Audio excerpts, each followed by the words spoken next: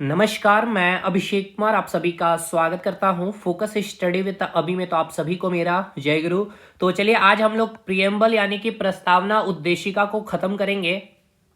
हम लोगों ने अभी तक क्या क्या समझा? संपूर्ण प्रभुत्व संपन्न के बारे समझ लिया है, संप्रभुता के बारे में, सॉवरेनिटी के बारे में, फिर समाजवाद के बारे हमने देखा, सोशलिज्म देखा एंड पंथ निरपेक्षवाद देखा, यानी हमने सेक्युलरिज्म के बारे देखा। अब यहां से मैंने आपको बतलाया कि दो सवाल मेंस में क्वेश्चन बनेंगे और आज जो हम लोग कवर करने वाले हैं, एक है आपका लोकतंत्र यानी कि डेमोक्रेसी और एक है आपका गणतंत्र यानी कि रिपब्लिक।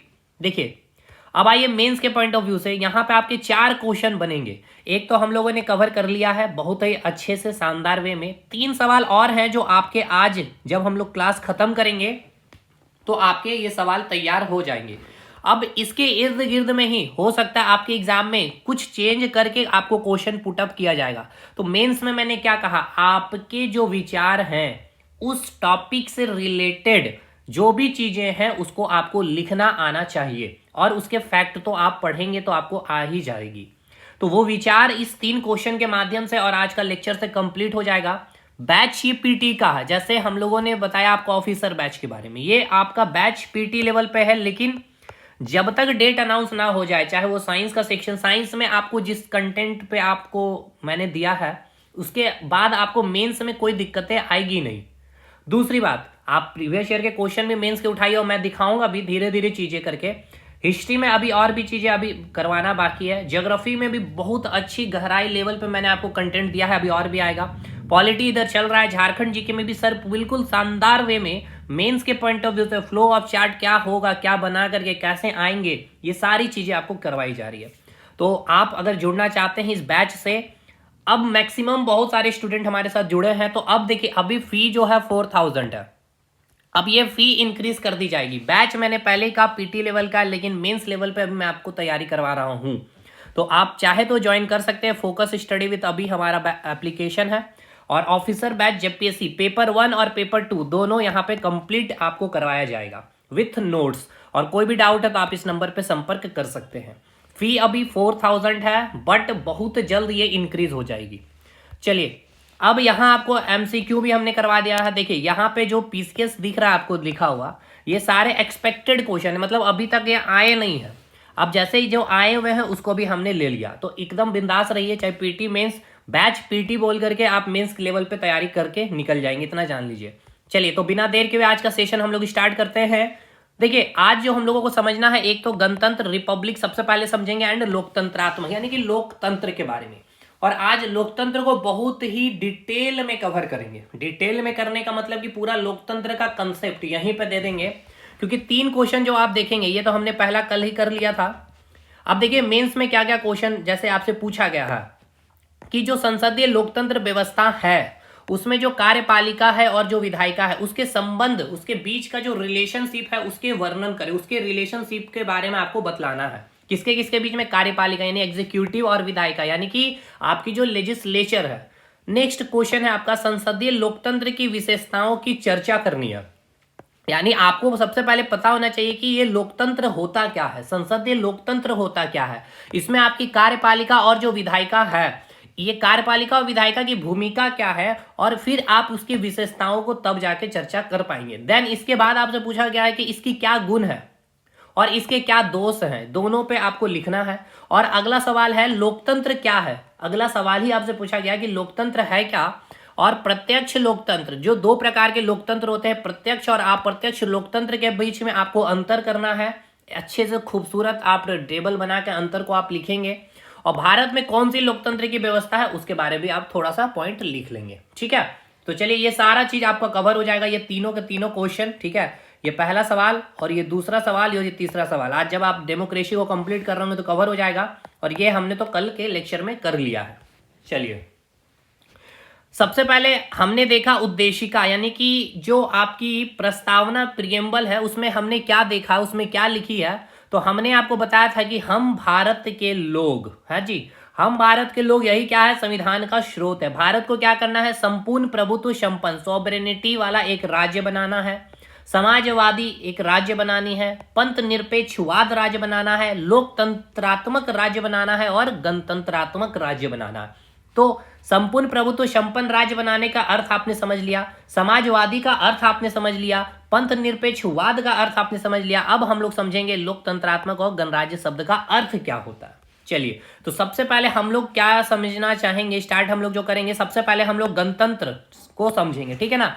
यानी कि सबसे पहला जो हम लोगों का टर्म होगा समझने का वो होगा गणतंत्र। उसके बाद क्योंकि लोकतंत्र काफी लंबा है तो पहले गणतंत्र को हम लोग फिनिश कर लेते हैं, इसके बाद हम लोग लोकतंत्रात्मक में जाएंगे या लोकतंत्र में जाएंगे।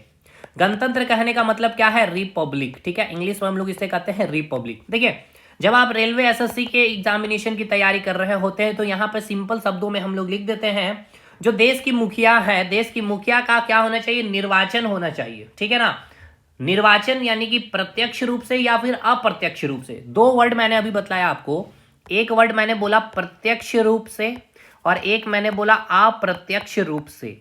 यानी ये हो गया आपका डायरेक्ट और ये हो गया आपका इनडायरेक्ट। यानी कि आपका डायरेक्ट इन्वॉल्वमेंट होगा और एक इनडायरेक्ट इन्वॉल्वमेंट होगा। जैसे कि आप जब लोकसभा के मंत्री परिषद का जब चुनाव होता है तो हम और आप सभी जनता क्या करते हैं, डायरेक्टली पार्टिसिपेट, चुनाव में भाग लेते हैं।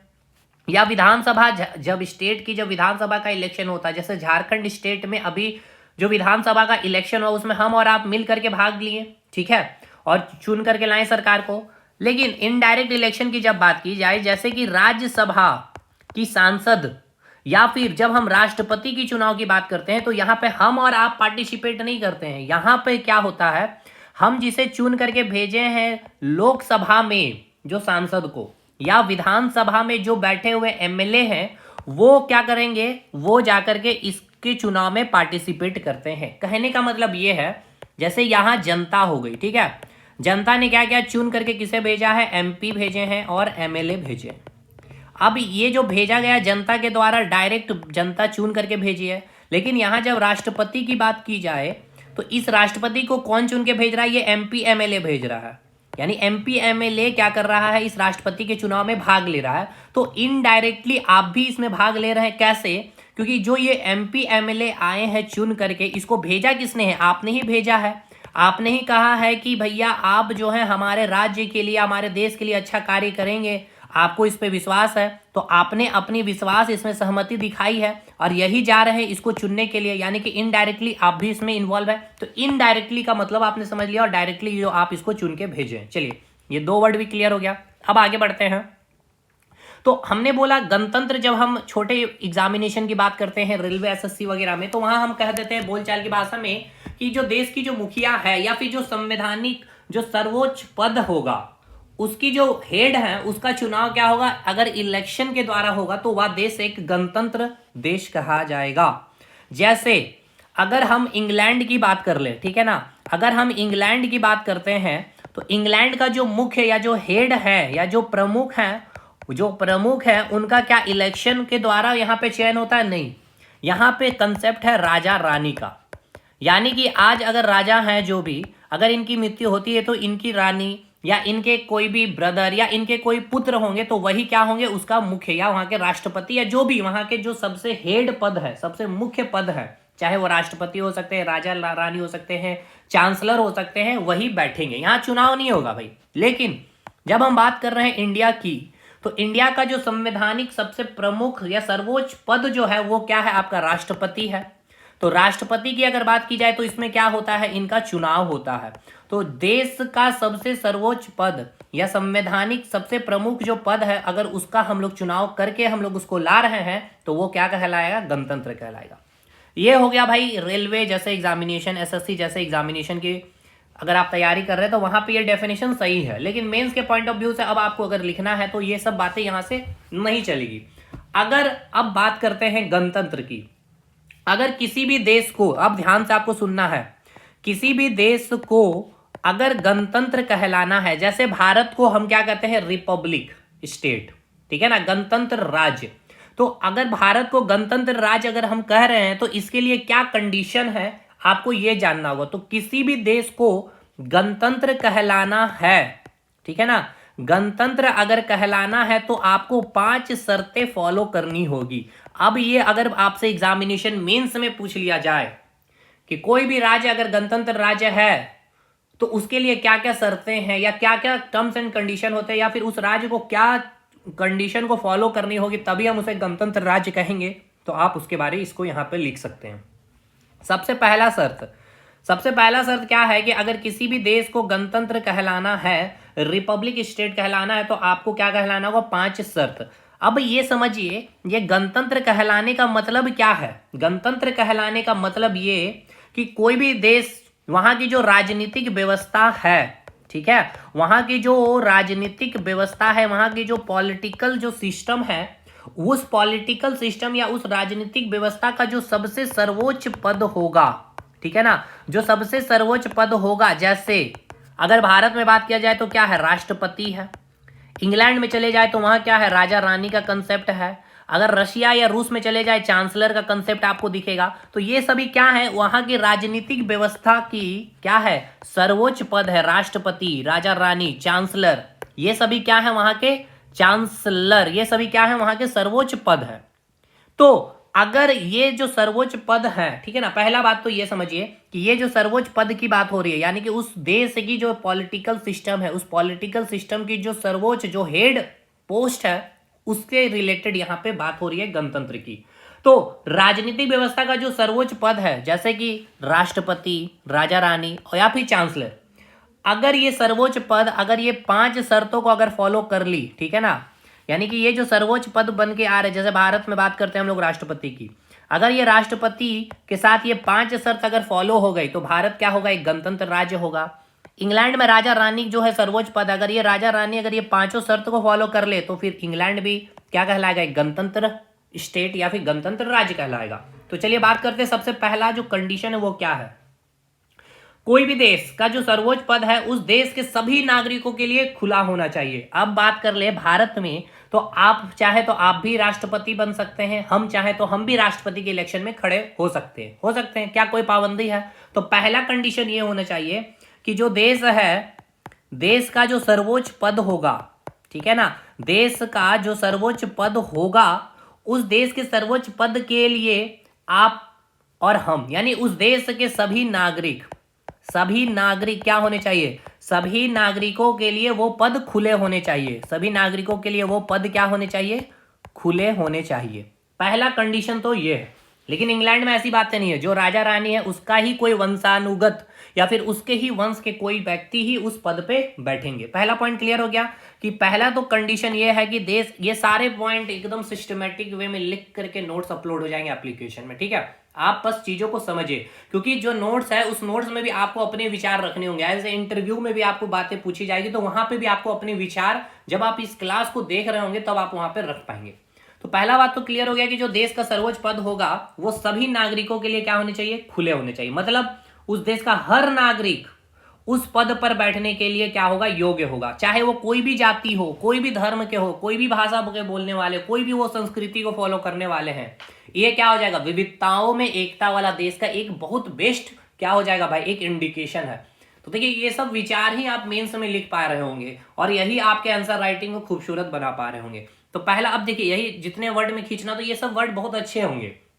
अब थोड़ा सा इसको पहले 5 शर्त को एक डायग्राम बना के, जैसे कि 5 शर्त आपने इस प्रकार से लिख दिए, ठीक है, इसको ब्लॉक में डाल दिया आपने, फिर इस प्रकार से एरो डाल कर पहला शर्त, ठीक है, यहाँ लिख लिया, फिर इसको ये हो गया। फिर अब इसको क्या करेंगे? एक्सप्लेन कर रहे थे, चलेंगे। तो ये हो गया आंसर राइटिंग लिखने का कला केवल, बस, ठीक है। तो पहला शर्त क्लियर है कि देश का सर्वोच्च जो पद है वह सभी नागरिकों के लिए खुला होगा, चाहे वो किसी भी जाति, धर्म या कोई भी भाषा संस्कृति से बिलोंग करते हैं, सभी के लिए या सभी व्यक्ति उस देश के क्या होंगे? योग्य होंगे। चलिए अब दूसरा शर्त क्या है, उस दूसरे शर्त पे हम लोग बात करते हैं। देखिए जो सर्वोच्च पद है वो प्रत्यक्ष या अप्रत्यक्ष रूप से निर्वाचन के माध्यम से ही भरा जाना चाहिए। मतलब जो सर्वोच्च पद होगा वो सर्वोच्च पद के लिए क्या किया जाएगा? चुनाव होगा। सर्वोच्च पद के लिए क्या होगा? चुनाव होगा। भले वो चुनाव इनडायरेक्ट हो या फिर डायरेक्ट हो। अब इनडायरेक्ट और डायरेक्ट हमने समझा दिया। तो दूसरा शर्त क्या है? जो सर्वोच्च पद है उसका क्या होगा? चुनाव होगा, चाहे इनडायरेक्ट या फिर डायरेक्ट। चलिए तीसरा शर्त कि वह जो सर्वोच्च पद है राजनीतिक व्यवस्था की, वह पद वंशानुगत नहीं होना चाहिए। वंशानुगत नहीं होना चाहिए। तीसरा शर्त भी क्लियर हो गया, वंशानुगत नहीं होना चाहिए। मतलब तीसरा शर्त भी क्लियर है। चौथा कंडीशन क्या है? तो चलिए चौथे कंडीशन की अगर बात की जाए, उस पद का एक क्या होना चाहिए ना, जैसे कि सर्वोच्च पद है राष्ट्रपति। हमारे देश में क्या है भाई, राष्ट्रपति संवैधानिक प्रमुख है, देश के मुखिया है। तो ऐसा नहीं कि अब वो बन गए तो भाई वही बने रहेंगे, चुनाव होकर के भी आए तो वही रह जाएंगे, नहीं। एक सर्टेन टाइम पीरियड होगा, एक कार्यकाल होगा, एक टेन्योर होगा। तो जैसे बात किया जाए तो हमारे देश में क्या 5 साल उनका टेन्योर होता है। तो वो देश का अगर जो भी सर्वोच्च पद में बैठे जो भी हो, चाहे राष्ट्रपति हो, राजा रानी, उनका एक कार्यकाल क्या होना चाहिए, निर्धारित होना चाहिए। यानी कि कार्यकाल यहां लिख दिया जाना चाहिए, कार्यकाल क्या होना चाहिए, निर्धारित होनी चाहिए, निर्धारित होनी चाहिए, निर्धारित होनी चाहिए। मतलब क्या है, मतलब यह है कि एक फिक्स्ड टेन्योर होना चाहिए। ठीक है, क्लियर हो गया भाई। चलिए, अंतिम शर्त क्या है, अंतिम शर्त यह है कि अगर वो सर्वोच्च पद में बैठने वाले व्यक्ति भारत में राष्ट्रपति है, इंग्लैंड में राजा रानी है, तो ऐसा नहीं है कि वो सर्वोच्च पद या देश के मुखिया तो कोई उनको विशेषाधिकार उनको मिल जाएगा, विशेष अधिकार दे दिया जाएगा। जैसे कि आप राष्ट्रपति बने और राष्ट्रपति के रिटायर होने के बाद अब ऐसा नहीं है कि आप आम व्यक्ति से कोई कुछ खास व्यक्ति बन जाएंगे, नहीं। मतलब आप अगर आपकी जब कार्यकाल खत्म हो गई है 5 साल के बाद, तो आप एक नॉर्मल जो देश की जनता है उसी प्रकार आपको ट्रीट किया जाएगा। मतलब जो देश की आम जनता और आप में कोई अंतर नहीं होगा। राष्ट्रपति पद से जब आप हटेंगे तो आम जनता के तरह ही आपको क्या किया जाएगा, ट्रीट किया जाएगा। ये 5वां शर्त है। यानी कि कोई विशेष अधिकार, ठीक है ना, विशेष अधिकार आपके पास नहीं होगी, विशेष अधिकार नहीं होगी आपके पास। देखिए, जब तक आप इस पद पे होंगे तब तो आपको विशेष अधिकार होंगे, विशेष अधिकार नहीं होगी। ठीक है ना।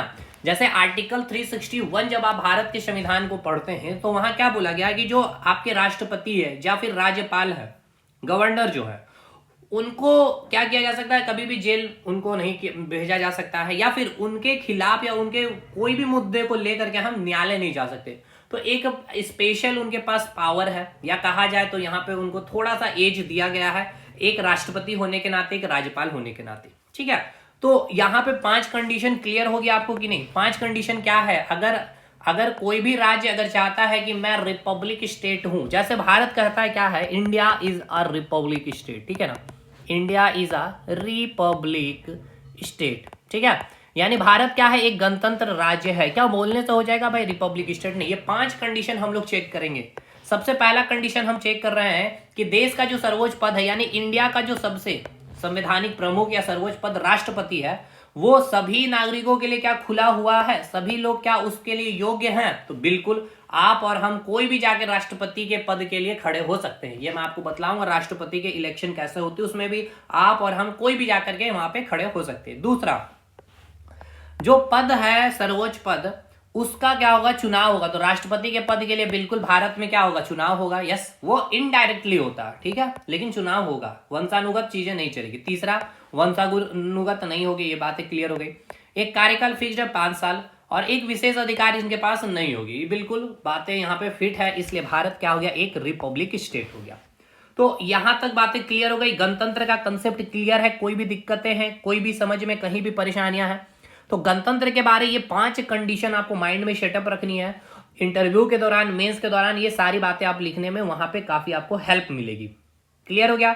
अगर आपको पूछा जाए गणतंत्र का जो शब्द है, ठीक है ना, इसका अर्थ आपको समझ में आ रहा ना, गणतंत्र शब्द का अर्थ क्या है, उस देश के सर्वोच्च पद से है। ठीक है ना, गणतंत्र का मतलब क्या है, उस देश के सर्वोच्च पद से है। इंग्लैंड क्या गणतंत्र है? नहीं, वहां राजा रानी का कंसेप्ट है। अच्छा, भारत कब गणतंत्र राज्य बना? भारत कब गणतंत्र राज्य बना, तो ये भी पॉइंट याद रखिएगा, 26 जनवरी 1950 में। ठीक है ना, 26 जनवरी 1950 ये वही दिन है जब हमारा संविधान लागू हुआ था। हमारा संविधान अंगीकृत कब हुआ? 26 नवंबर 1949। अगर आप इसको पढ़े भी हैं अच्छे से, देखिए 26 नवंबर 1949 को। ठीक है, और 26 नवंबर को हम लोग संविधान दिवस मनाते हैं। हमने 26 जनवरी को क्यों इंप्लीमेंट किया संविधान को? क्योंकि 26 जनवरी 1930 में से ही हम लोग स्वाधीनता दिवस मना रहे। तो उस 26 जनवरी को यादगार बनाने के लिए हमने 26 जनवरी को संविधान को लागू किया था। कुल कितने आर्टिकल थे? 395 आर्टिकल थे, 22 भाग थे। कितने अनुसूचियां थे? 8 अनुसूचियां थी। ठीक है, अब जब 26 नवंबर की बात की जाए, जब अंगीकृत किया गया तो उस समय कितने आर्टिकल लागू कर दिए गए थे? 15 आर्टिकल लागू कर दिए गए थे। ये सब फैक्चुअल डाटा के क्वेश्चन है, आपके एग्जाम में पूछा जाता है। यानी गणतंत्र का कंसेप्ट क्लियर है। भारत एक गणतंत्र राज्य है। बिल्कुल, गणतंत्र कहने का मतलब क्या है, सिंपल सी भाषा में अगर बात किया जाए छोटे मोटे एग्जामिनेशन में, तो गणतंत्र का ये अर्थ है कि वह देश कि जो राजनीतिक व्यवस्था चल रही है उस राजनीतिक व्यवस्था का जो सर्वोच्च पद होगा उस पद को क्या किया जाएगा, चुनाव से ला करके भरा जाएगा, ना कि वहां वंशानुगत चीजें चलेगी। तो अब हम इसमें बात किए थोड़ा डिटेल कि कोई भी देश गणतंत्र राज्य तब कहलाएगा जब उस देश की जो राजनीतिक व्यवस्था है, उस देश की राजनीतिक व्यवस्था का जो सर्वोच्च पद है अगर वो 5 शर्तों को फॉलो करता है तो। अब वो सर्वोच्च पद कहने का मतलब क्या है, वो सर्वोच्च पद कहने का मतलब वो राष्ट्रपति हो सकता है, उस देश का राजा रानी हो सकता है, या चांसलर हो सकता है। तब जाके वो देश का क्या होगा, वो देश क्या कहलाएगा, गणतंत्र राज्य कहलाएगा। और 5 शर्त आपके सामने है। अब अगला टर्म हमें समझना है क्या, लोकतंत्र। काफी इंपॉर्टेंट पॉइंट है और यहाँ पे इन चीजों को अच्छे से क्लियर करते हुए चलेंगे। यहाँ से आपके इस मेंस में जो है आपको काफी हेल्प मिलेगा। लोकतंत्र यानी कि इसको आप डेमोक्रेसी का भी नाम देते हैं, ठीक है ना। देखिए इसका नाम क्या क्या आप इसको समझिए, लोकतंत्र भी आप इसको बोल सकते हैं, डेमोक्रेसी भी बोल सकते हैं, या फिर संसदीय सरकार भी हम इसे कहते हैं, ठीक है ना। संसदीय सरकार भी आप इसको कई किताबों में पढ़ेंगे, इस प्रकार से लिखा हुआ संसदीय सरकार। तो संसदीय सरकार मतलब है लोकतंत्र की बात की जा रही है, डेमोक्रेसी की बात की जा रही है, ठीक है। अब एक मतलब समझिए इसके बीच, लोकतंत्र और संसदीय सरकार के बीच के कंसेप्ट को समझिए।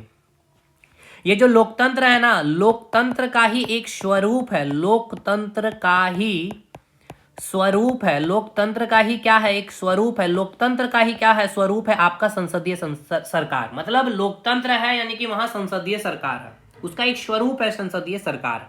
अब लेकिन कुछ चीजों को क्लियर करिए पहले। यहाँ पे 2-3 टर्म है आपको, एक है आपका लोकतंत्र और एक है आपका जनतंत्र, ठीक है। अब ये भाई काफी कंफ्यूजन होता है, इसको समझिए पहले। लोकतंत्र और जनतंत्र मतलब यहाँ क्या है, लोक, ठीक है। लोक मतलब एक तंत्र है यानी कि एक सिस्टम है लोक का, यानी कि एक व्यक्तियों के यहाँ समूह की बात की जा रही है, व्यक्ति के समूह की यहाँ पर बात की जाएगी। जब भी लोकतंत्र होगी तो व्यक्ति के समूह की बात होगी, और जब जनतंत्र की बात होगी तो जन जन के पास आपको क्या किया जाएगा, जल मुहैया कराया जाएगा। मतलब एक एक व्यक्ति के पास, यानी कि आपने सुना होगा ना कि कई नेताओं के भाषणों को कि देश के जन जन लोगों तक सरकार की जो भी सुविधाएं हैं या जो भी नीतियां है वो पहुंचाई जाएगी। मतलब एक एक व्यक्ति के पास यहाँ पर बात की जा रही है। मतलब जनतंत्र का मतलब क्या हो गया, एक एक व्यक्ति की बात हो रही है, ठीक है। क्लियर हो गया। सबसे पहले समझिए इसके बीच के कंसेप्ट को समझिए। लोकतंत्र और जनतंत्र का कहने का मतलब क्या है। लोकतंत्र यानी कि एक समूह होगा, व्यक्तियों के समूह की बात होगी। जनतंत्र यानी कि एक एक व्यक्ति की बात होगी। हम 5 साल लोकतंत्र के अंदर ही होते हैं, समझिएगा भाई। हम 5 साल लोकतंत्र ही होते हैं, लेकिन केवल एक दिन हम क्या होते हैं, जनतंत्र कहलाते हैं। एक दिन, केवल वोटिंग देने के दिन, ठीक है ना। वोटिंग देने का अधिकार जो हमें मिला है, ये वोटिंग देने का अधिकार ही वो एक दिन हमें जनतंत्र का एक रूप प्रदान करती है। जनतंत्र मतलब हर एक एक व्यक्ति का जो वोट है वो काफी महत्वपूर्ण होता है सरकार बनाने के लिए। लेकिन अगर सरकार कोई भी नीति इंप्लीमेंट कर रही है, जैसे कि राज्य सरकार झारखंड में मैया सम्मान योजना, तो इस सारे व्यक्ति के लिए, कोई एक पर्टिकुलर इंसान के लिए नहीं उन्होंने लागू किया है। सारे लाभार्थी जो है वो एक लोकतंत्र यहाँ पे कहलाएगा। लेकिन अब सरकार को कोई भी जल मुहैया करानी तो कोई एक व्यक्ति को नहीं प्रोवाइड करेंगे, वो लोगों का एक ग्रुप को प्रोवाइड करेगी। लेकिन जनतंत्र का मतलब है एक एक व्यक्ति। मतलब हम पूरे 5 साल लोकतंत्र होते हैं, 5 साल का एक दिन जब हमें वोटिंग मिलता है तो वो एक दिन होते हैं हम क्या, लोकतंत्र, जनतंत्र होते हैं, ठीक है ना। हम क्या होते हैं, जनतंत्र होते हैं। बाकी 5 साल हम लोकतंत्र ही होती है, क्योंकि सरकार के सभी नीति को क्या है भाई, सरकार तो एक व्यक्ति को केवल कोई भी अपनी प्रॉफिट पहुंचाना तो नहीं चाहेगी ना, वो सारे लोगों को, अपने जितने भी जनता है उनको पहुंचाना चाहेगी, ठीक है। तो जनतंत्र का मतलब समझ में आ गया। हर व्यक्ति यहाँ पे इंपॉर्टेंट है, हर व्यक्ति को अपने अनुसार सरकार चुनने का अधिकार होता है, वो एक दिन आपको मिलता है, ठीक है। नेताजी के भाषण में भी आप सुनेंगे, हम सरकार की नीतियों को लाभ जो है जन जन तक पहुंचाएंगे। जब इलेक्शन के समय आएंगे तो जन जन तक पहुंचाएंगे, ये बातें चलेगी। यानी कि हर एक एक व्यक्तियों तक सरकार की जो भी लाभ है वो पहुंचाई जाएगी। चलिए इसे हटाया जाए। अब ये तो क्लियर हो गया लोकतंत्र और जनतंत्र का कंसेप्ट। अब हम लोग स्टार्ट करते हैं लोकतंत्र के बारे में। लोकतंत्र का ही स्वरूप क्या है, संसदीय सरकार है। यहां तक आपने समझ लिया, चीजें क्लियर हो गई। चलिए भाई आगे बढ़ते हैं। अब बात करते हैं लोकतंत्र शब्द का अर्थ क्या। देखिए लोकतंत्र के 2 अर्थ की बारे में हम लोग बात करेंगे। एक है आपका शाब्दिक अर्थ, यानी कि इसके शब्द का अर्थ क्या है, ठीक है ना। शाब्दिक अर्थ और इसका भावार्थ क्या आता है, यानी कि लोकतंत्र का भाव क्या है इसको समझिएगा, भावार्थ क्या है। शाब्दिक अर्थ यानी कि लोक जोड़ तंत्र है, यानी कि एक सिस्टम है। तंत्र का मतलब क्या हो गया, एक सिस्टम हो गया। लोक मतलब क्या, लोगों का एक समूह हो गया, ठीक है ना, यही शब्द है यहाँ पे। तो जब इसके शाब्दिक अर्थ की बात की जाए तो शाब्दिक अर्थ इसकी अंग्रेजी अगर बात की जाए क्या होता है, लोकतंत्र की अंग्रेजी क्या है, डेमोक्रेसी है, डेमोक्रेसी होता है, ठीक है ना, डेमोक्रेसी। तो इसका अर्थ क्या है, इसका अर्थ है लोग या जनता का शासन। मतलब भाई समझिए, अगर देश में लोकतंत्र है तो वहां सरकार की शासन नहीं है, लोगों की शासन है, या फिर कहा जाए तो जनता की शासन है वहां पे, समझिएगा। इसलिए कहा जाए तो भारत में कहां से लोकतंत्र में दिख रहा है भाई, अभी जैसे बीपीएससी पेपर का जो लीक हुआ है, जो भी कांड हुआ, अब यहाँ पे तो लोकतंत्र खत्म होते हुए हमें दिख रहा है। क्यों? क्योंकि जो प्रशासन के द्वारा जो रवैया अपनाई जा रही है, और हमें कहा जाता है कि भारत एक लोकतंत्र राज्य है। अगर भारत एक लोकतंत्र राज्य है, इसमें इसका मतलब यहाँ पे लोग और जनता की यहाँ पे शासन चलेगी। पर शासन तो यहाँ किसी और की चल रही है, वो भी वो शासन जो एक गलत वे में चलाई जा रही है। तो गणतंत्र का अर्थ, शाब्दिक अर्थ बात किया जाए तो जनता का शासन चलेगा, या फिर आम जनता या जो लोग हैं उनका ही शासन यहाँ पे होगा। अब भावार्थ का अर्थ समझते हैं, यानी भाव क्या है इस लोकतंत्र का। लोकतंत्र का भाव यह है कि एक ऐसी व्यवस्था, ठीक है ना, समझिएगा। अब इसका मेन भाव पे हम लोग आते हैं। इसका शाब्दिक अर्थ तो समझ लिए कि लोगों की शासन चलेगी, जनता की शासन चलेगी। अब इसके भाव पे समझिए, भाव पे आइए। भाव क्या बोल रहा है आपका लोकतंत्र, कि जो व्यवस्था है एक ऐसी व्यवस्था होगी जो जनता को ध्यान में रख करके क्या की जाएगी, बनाई जाएगी, ठीक है ना। मतलब यहाँ पे ये कहना है, अब देखिए भावार्थ आइए लोकतंत्र का। यहाँ पे तो आपने डायरेक्ट समझ लिया कि भाई जनता की शासन, आम जनता की शासन, लेकिन जब भावार्थ इसका समझ रहे हैं, इसका भाव समझ रहे हैं, तो भाव में ये बोला जा रहा है कि एक ऐसा सिस्टम तैयार किया जाएगा जो जनता को ध्यान रख करके, जनता को ध्यान रख करके हम क्या करेंगे, एक व्यवस्था तैयार करेंगे। जनता को ध्यान रख करके हम क्या करेंगे, व्यवस्था तैयार करेंगे, और हम लोग क्या करेंगे, संचालित करेंगे। तो जनता को ध्यान रख करके, अब देखिए इसका भाव आ गया, और हम क्या करेंगे, एक ऐसी व्यवस्था, एक ऐसी सिस्टम बनाएंगे, और हम उसको क्या करेंगे, संचालित करेंगे। ये हो गया आपका क्या, उसको हम क्या कहेंगे, लोकतंत्र कहेंगे। तो दो शब्द हमने, दो अर्थ हमने समझे लोकतंत्र के। एक तो जो मेनली शब्द का जो अर्थ बतला रहा है डेमोक्रेसी का, मतलब ये कि वहां पे लोगों का शासन या जनता की शासन। लेकिन जब भावार्थ में हम आए तो हमें यह समझ में आया कि वहां की जो व्यवस्था होगी, यानी एक हम व्यवस्था बनाएंगे जनता के लिए, जनता को ध्यान में रख करके, और उसको हम क्या करेंगे, संचालित करेंगे। अब अब्राहम लिंकन ने लोकतंत्र की, अब्राहम लिंकन के बारे में थोड़ा सा आपको जिक्र कर दिया जाए यहाँ पे। अब्राहम लिंकन ने बड़े अच्छे डेफिनेशन दी थी भाई, उन्होंने लोकतंत्र की अच्छी परिभाषा दी थी। उन्होंने कहा था ऑफ द पीपल, ठीक है ना। अब इसके मीनिंग को समझिएगा, ऑफ द पीपल, ठीक है, for the people, of the people, for the people, by the people. अब इसका अर्थ क्या है इसको समझिए, बाय द पीपल, इसके अर्थ को समझिए, इसका मतलब क्या है इसको समझिए। अब्राहम लिंकन ने लोकतंत्र की जो परिभाषा दी थी, बेस्ट परिभाषा इन्होंने दी थी भाई। लोकतंत्र की इन्होंने जो परिभाषा दी थी, इन्होंने कहा था क्या, कि ऑफ द पीपल, यानी कि जनता की सरकार, समझिएगा, जनता की सरकार होगी। समझिए क्या होगी, जनता ही मतलब सरकार होगी। इसका अर्थ यह है, जनता की सरकार कहने का मतलब क्या है, सरकार को चलाने वाला जो होगा। इसका अर्थ यह है, जो सरकार को जो चलाने वाला होगा, सरकार को जो चलाने वाला होगा, वो कहीं आसमान या जमीन या अंतरिक्ष से नहीं आने वाला, वो हम और आप से ही बीच से उठ करके, जनता के बीच से ही चुन करके आएगा। यानी कि जनता की सरकार का मतलब समझ में आया, ऑफ द पीपल मतलब समझ में आया। ऑफ द पीपल कहने का मतलब यह है कि सरकार को चलाने वाले जो लोग होंगे वो कौन होंगे, वो कोई ऐसा नहीं कि अंतरिक्ष से निकल आ रहे, हमारे और आप में, आम जनता के बीच से ही चुन करके आएंगे और सरकार को चलाएंगे। फॉर द पीपल का अर्थ क्या है, फॉर द पीपल का अर्थ क्या है, जनता के लिए सरकार होगी। इसका अर्थ क्या है, एक मिनट भाई, इसका अर्थ क्या है, इसका अर्थ क्या है, फॉर द पीपल का अर्थ क्या है, फॉर द पीपल का अर्थ क्या है, फॉर द पीपल का अर्थ है जनता के लिए सरकार होगी। किसके लिए सरकार है भैया, जनता के लिए सरकार है, जनता के लिए सरकार है। जनता के लिए सरकार कहने का मतलब, सरकार जो है जनता के लिए कार्य करेगी। सरकार किसके लिए कार्य करेगी, जनता के लिए कार्य करेगी।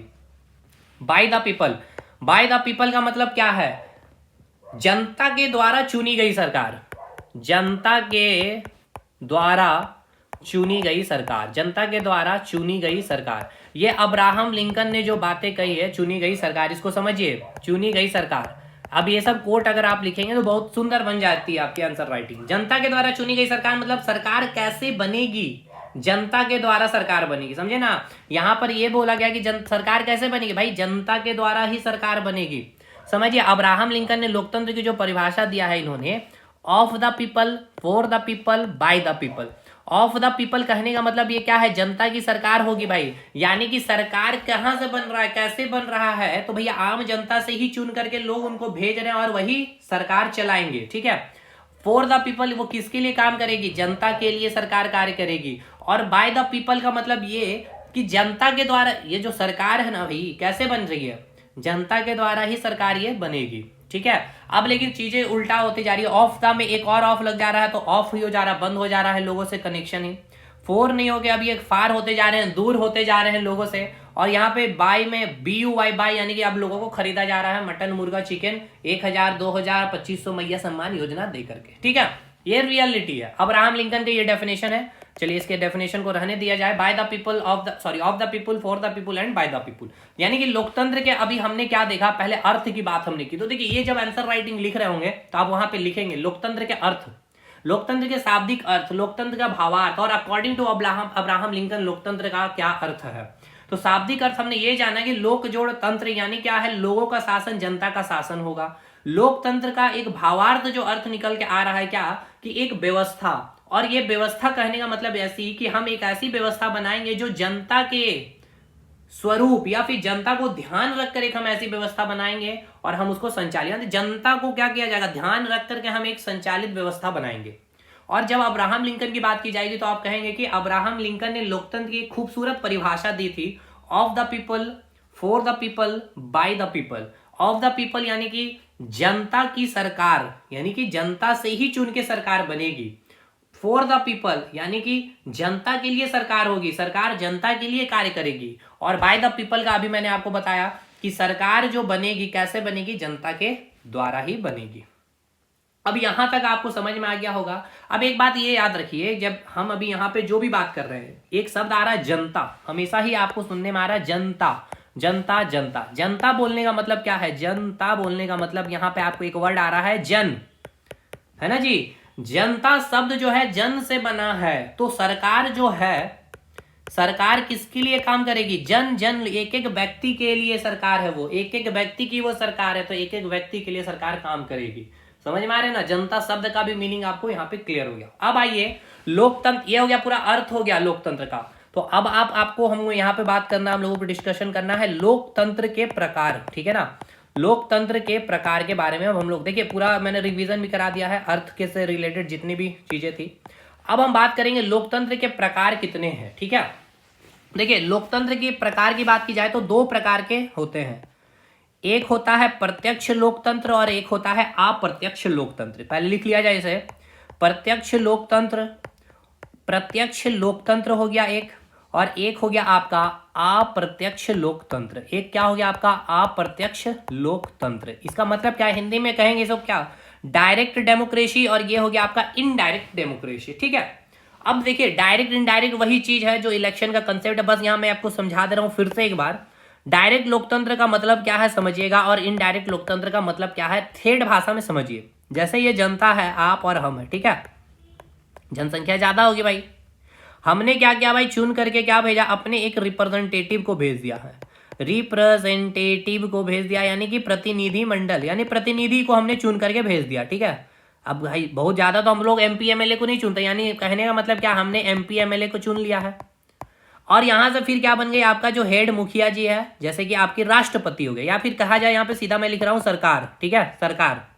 अब देखिए प्रत्यक्ष लोकतंत्र कहने का मतलब जिस देश में प्रत्यक्ष लोकतंत्र होगा, ठीक है, समझिए ऐसे, हमारे देश में क्या है, हमारे देश भारत में अप्रत्यक्ष लोकतंत्र है, ठीक है। अप्रत्यक्ष लोकतंत्र को भी हम लोग आगे जाके बांटेंगे, पहले समझिए अभी देश प्रत्यक्ष लोकतंत्र और अप्रत्यक्ष लोकतंत्र के कंसेप्ट को। प्रत्यक्ष लोकतंत्र कंसेप्ट का मतलब यह है कि जो जनता होगी, ठीक है ना, वो जनता जो है डायरेक्ट सरकार को चुन करके भेजती है, ठीक है ना, डायरेक्ट सरकार को चुन करके भेजेगी। या फिर अगर डेफिनेशन, किताबी डेफिनेशन की बात की जाए तो किताबी डेफिनेशन में आपको लिखा जाएगा इस प्रकार से कि प्रत्यक्ष लोकतंत्र में, ठीक है ना, प्रत्यक्ष लोकतंत्र जिस भी देश में होगी, ठीक है ना, प्रत्यक्ष लोकतंत्र जिस भी देश में होगी, वहां जो सरकार की जो भी गतिविधियां हैं, उस गतिविधियों में डायरेक्ट जनता क्या करेगी, भाग लेगी। समझिएगा भाई क्या बोला मैंने। सरकार की जो भी गतिविधियां हैं, सरकार की जो भी गतिविधियां होगी, उस गतिविधियां में जनता डायरेक्ट यहां पे पार्टिसिपेट करती है। लेकिन अप्रत्यक्ष लोकतंत्र की जब बात करेंगे, यहां पे आपकी जनता हो गई, अब जनता यहां से क्या करती है, चुन करके भेजती है रिप्रेजेंटेटिव को, ठीक है ना, रिप्रेजेंटेटिव, और ये रिप्रेजेंटेटिव चुन के भेजता है किसको, सरकार को। यानी यहां जनता डायरेक्ट इन्वॉल्व नहीं करती है, यहां जनता डायरेक्ट इन्वॉल्व नहीं करती है। जनता क्या की है, जनता ने क्या किया, रिप्रेजेंटेटिव को चुन कर भेजा, और रिप्रेजेंटेटिव ने सरकार को चुना है। एमपी एमएलए हमने चुन लिया भाई। अब ये एमपी एमएलए क्या करती है, सरकार को चुनती है, या फिर सरकार की जो भी गतिविधियां होगी, समझिएगा, चुनने को हटाने से अच्छा बोलना यह है कि जो भी सरकार की जो गतिविधियां हैं, हम सरकार की गतिविधियों में डायरेक्ट पार्टिसिपेट नहीं करते, इनडायरेक्ट पार्टिसिपेट करते हैं। गतिविधियों में कौन पार्टिसिपेट कर रहा है, एमपी एमएलए कर रहा है। जैसे समझिए, एग्जाम्पल को समझिए। अभी सरकार में बात किया जाए तो यहाँ पे क्या है, आपके मोदी जी मैं लिख रहा हूँ, ठीक है, मोदी जी है। अब यहाँ हम और आप हैं। अब मोदी जी कोई भी कार्य कर रहे हैं, यहाँ पे क्या है, एमपी है, ठीक है ना, एमपी बैठे हुए हैं भाई। मोदी जी का ले रहे हैं, सरकार की, हम झारखंड राज्य की नहीं बात कर रहे हैं, या कोई भी स्टेट की बात नहीं कर रहे हैं, सेंट्रल की बात कर रहे हैं। मोदी जी हैं यहाँ पे।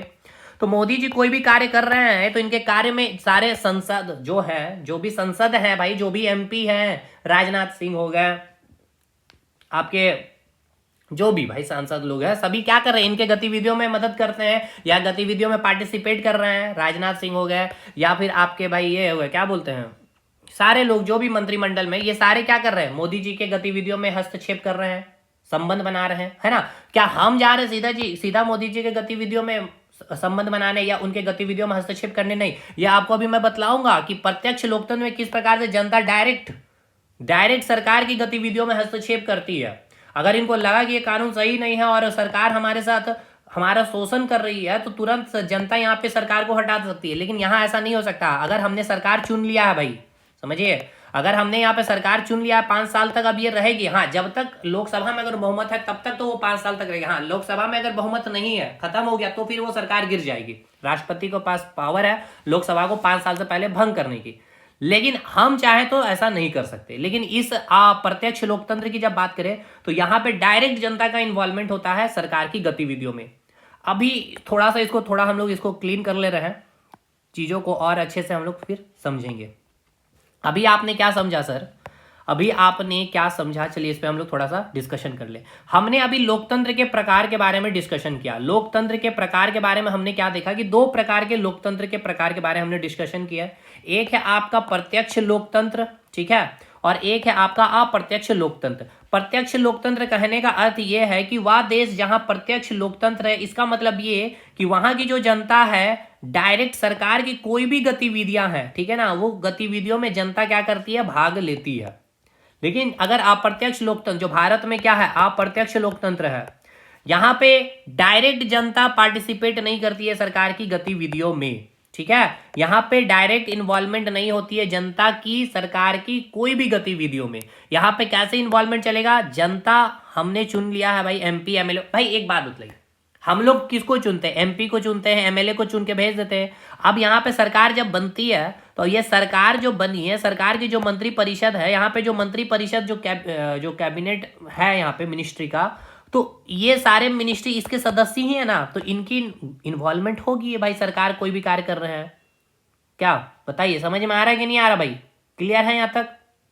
राजनाथ सिंह है भाई एमपी, अमित शाह है एमपी, तो अब सरकार में भी तो यही लोग हैं यहाँ पे बैठे हुए हैं। तो अब इनकी गतिविधियां, मोदी जी की कोई भी गतिविधियां में ये लोग भी पार्टिसिपेट कर रहे हैं, लेकिन हम नहीं पार्टिसिपेट कर रहे हैं। यहाँ पे सरकार गिर सकती है, 5 साल के उनका कार्यकाल खत्म होगा, फिर गिर जाएगी। लेकिन एक और कंडीशन है गिरने की, अगर इनकी लोकसभा में अगर बहुमत, जैसे अभी बीजेपी का सरकार, बीजेपी की सरकार नहीं है, बीजेपी के सरकार नहीं है, यहाँ पे एनडीए की है, बहुमत है, और आपका आरजेडी ने दिया है, और आंध्र प्रदेश की जो एक पार्टी उसने दिया। मान के चले कि आरजेडी, नीतीश कुमार ने हाथ पीछे कर लिया, आपने सारे संसद पीछे कर लिए, तो अब तो ये बीजेपी की क्या भाई बहुमत रही नहीं, 272 सीट जो चाहिए वो तो रही नहीं, तो अब तो इसकी क्या होगी भाई, सरकार गिर जाएगी, यानी राष्ट्रपति इसको भंग कर देगी 5 साल से पहले ही। या फिर 5 साल कंप्लीट हो गया तब भाई इसकी सरकार कंप्लीट होगी। हम कहीं से भी पार्टिसिपेट करके इसको हटा नहीं सकते हैं सरकार को। लेकिन पर समझिएगा ये सब पॉइंट है भाई, बहुत सॉलिड पॉइंट मैं बतला रहा हूँ। ये सब एमसीक्यू में भी आपको स्टेटमेंट पेज में मिल जाएगा कि प्रत्यक्ष लोकतंत्र में जनता डायरेक्ट पार्टिसिपेट करके सरकार को हटा सकती है। ठीक है, अब मैं आपको बतलाऊंगा अभी कैसे होगा कैसे नहीं होगा। चलिए यहां तक चीजें क्लियर हो गई भाई। चलिए अब बात करते हैं सबसे पहले प्रत्यक्ष लोकतंत्र के बारे में, थोड़ा सा डिटेल और हम लोग करते हैं प्रत्यक्ष लोकतंत्र के बारे में। हम लोग बात करेंगे ये जो प्रत्यक्ष लोकतंत्र अभी हमने जो देखा इनकी विशेषताओं के बारे में। चलिए प्रत्यक्ष लोकतंत्र की विशेषताओं के हम लोग देखते हैं, प्रत्यक्ष लोकतंत्र की क्या विशेषता है, प्रत्यक्ष लोकतंत्र की विशेषताओं के बारे में चर्चा करते हैं। प्रत्यक्ष लोकतंत्र की विशेषताएं ध्यान से सुनिएगा, समझिएगा, बहुत इंपॉर्टेंट चीजें हैं यहाँ पे, मेंस में आपको काफी हेल्प मिलेगा। प्रत्यक्ष लोकतंत्र की क्या विशेषताएं समझिए। ये लोकतंत्र पूरा हम यहाँ पे समझा दे रहे, खत्म ही कर दे रहे आज, क्योंकि अब हम घुस चुके हैं यहाँ पे। प्रत्यक्ष लोकतंत्र की विशेषताएं सबसे पहले हमें बतलाइए सर, प्रत्यक्ष लोकतंत्र के बारे में मैंने आपको क्या बतलाया। प्रत्यक्ष लोकतंत्र के बारे हमने आपको ये बतलाया कि जिस भी देश में प्रत्यक्ष लोकतंत्र होगा, डायरेक्ट डेमोक्रेसी होगी, वहां का जो लोकतंत्र का जो स्वरूप होगा, वहां पे जो लोकतंत्र का जो स्वरूप देखा जाएगा, उस स्वरूप में आपको क्या देखने को मिलेगा कि वहां की जो जनता है, ठीक है ना, वहां की जो जनता है उस जनता का डायरेक्ट इन्वॉल्वमेंट सरकार की गतिविधियों के से साथ होगा, सरकार की गतिविधियों के साथ होगा। यहां पे ऐसा नहीं है कि जनता, यहां पे मैंने क्या बताया था, एक जनप्रतिनिधि बताया था, तो जनप्रतिनिधि का इन्वॉल्वमेंट है, जनता का से डायरेक्ट इन्वॉल्वमेंट नहीं है, ऐसा नहीं है। यहां डायरेक्ट इन्वॉल्वमेंट किसके साथ होगा, जो सरकार है उनकी गतिविधियों में डायरेक्ट इन्वॉल्वमेंट, यानी कि जनता डायरेक्ट भाग लेगी, सरकार की जो भी गतिविधियां हैं, सरकार की जो भी गतिविधियों में जनता डायरेक्ट भाग लेगी। ये हम प्रत्यक्ष लोकतंत्र में देखने को हमें मिलता है। यानी जिस भी देश में, जैसे कि स्विट्जरलैंड की बात की जाए, ठीक है ना, जब आप स्विट्जरलैंड की लोकतंत्र व्यवस्था को आप देखेंगे तो वहां पे प्रत्यक्ष लोकतंत्र व्यवस्था है।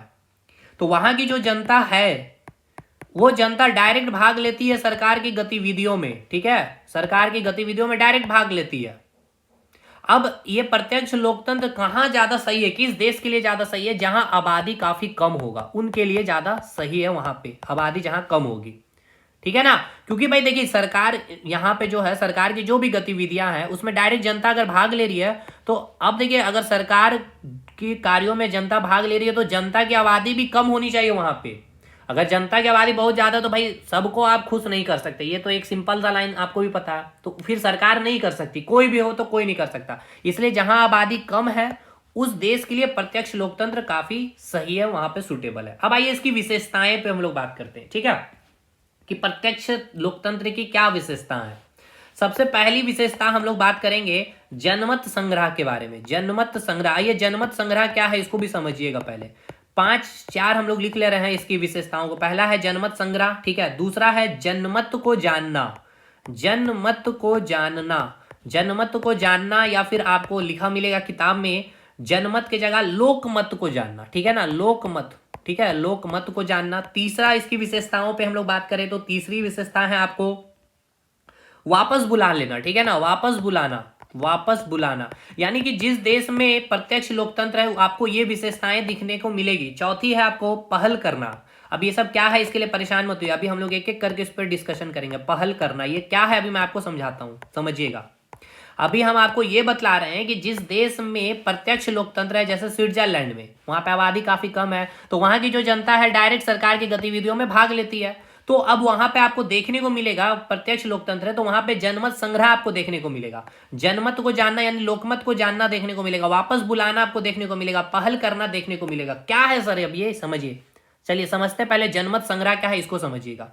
जनमत संग्रह की बात की जाए तो देखिए जनमत संग्रह की जब बात होती है इसका मतलब क्या है कि जैसे सरकार, जैसे झारखंड सरकार की बात करते हैं अभी हम लोग, ठीक है, झारखंड सरकार अगर सोच रही है ऐसा कि हम महिलाओं के लिए, ठीक है ना, महिलाओं के लिए एक विशेष आरक्षण देंगे, महिलाओं के लिए एक विशेष आरक्षण देना चाहती है सरकार, झारखंड सरकार, ठीक है, एक विशेष आरक्षण देना चाहती है, और इस विशेष आरक्षण के लिए उसको क्या है, कोई कानून बनाना होगा। तो यहां बात हो रही है कानून बनाने के लिए, तो इस पर क्या करेगी झारखंड सरकार, इस पर झारखंड सरकार क्या करेगी, अपना विचार, ठीक है ना भाई, अपना विचार क्या करेगी, अपना विचार देगी भाई, समझिएगा, अपना विचार मतलब जनता की पास ये अपने विचार को रखेंगे और जनता को वो सुनना चाहेंगे कि जनता का क्या विचार है इस विषय के बारे में। जैसे जनमत संग्रह का अभी मैंने आपको कंसेप्ट क्या दिया, जनमत संग्रह, यानी कि जन जन तक लोगों से क्या किया जाएगा, विचार लिया जाएगा। तो झारखंड सरकार ने कहा कि भैया झारखंड में महिलाओं की आरक्षण के लिए हमें कानून बनाना, ठीक है, एक कानून बनाना चाहिए। इस पर आप अपना विचार दीजिए। किससे कह रही हैं? जनमत से कह रहे हैं, जन जन से, लोगों से कह रहे हैं, अपने झारखंड वासियों से कह रहे हैं, झारखंड निवासियों से कह रहे हैं, क्योंकि हमें एक कानून बनाना है। ये हो गया आपका जनमत। देखिए कैसे डायरेक्ट इन्वॉल्वमेंट है जनता की यहाँ पे। अगर अभी आपने देखा प्रत्यक्ष लोकतंत्र, यहाँ पे मैंने कहा ना जनता की डायरेक्ट इन्वॉल्वमेंट है सरकार की गतिविधियों में। क्या मोदी जी आपसे आके पूछते हैं कि भैया हमें ये कानून महिलाओं के आरक्षण के लिए? नहीं, वो क्या करते हैं, प्रस्ताव लाते हैं। समझिए, वो प्रस्ताव लाते हैं। अभी हमारे देश में क्या है भाई, अप्रत्यक्ष लोकतंत्र है, अप्रत्यक्ष लोकतंत्र है। तो यहाँ पे मोदी जी क्या करेंगे, प्रोविजन लाएंगे, एक प्रस्ताव जिसको हम लोग कहते हैं बिल।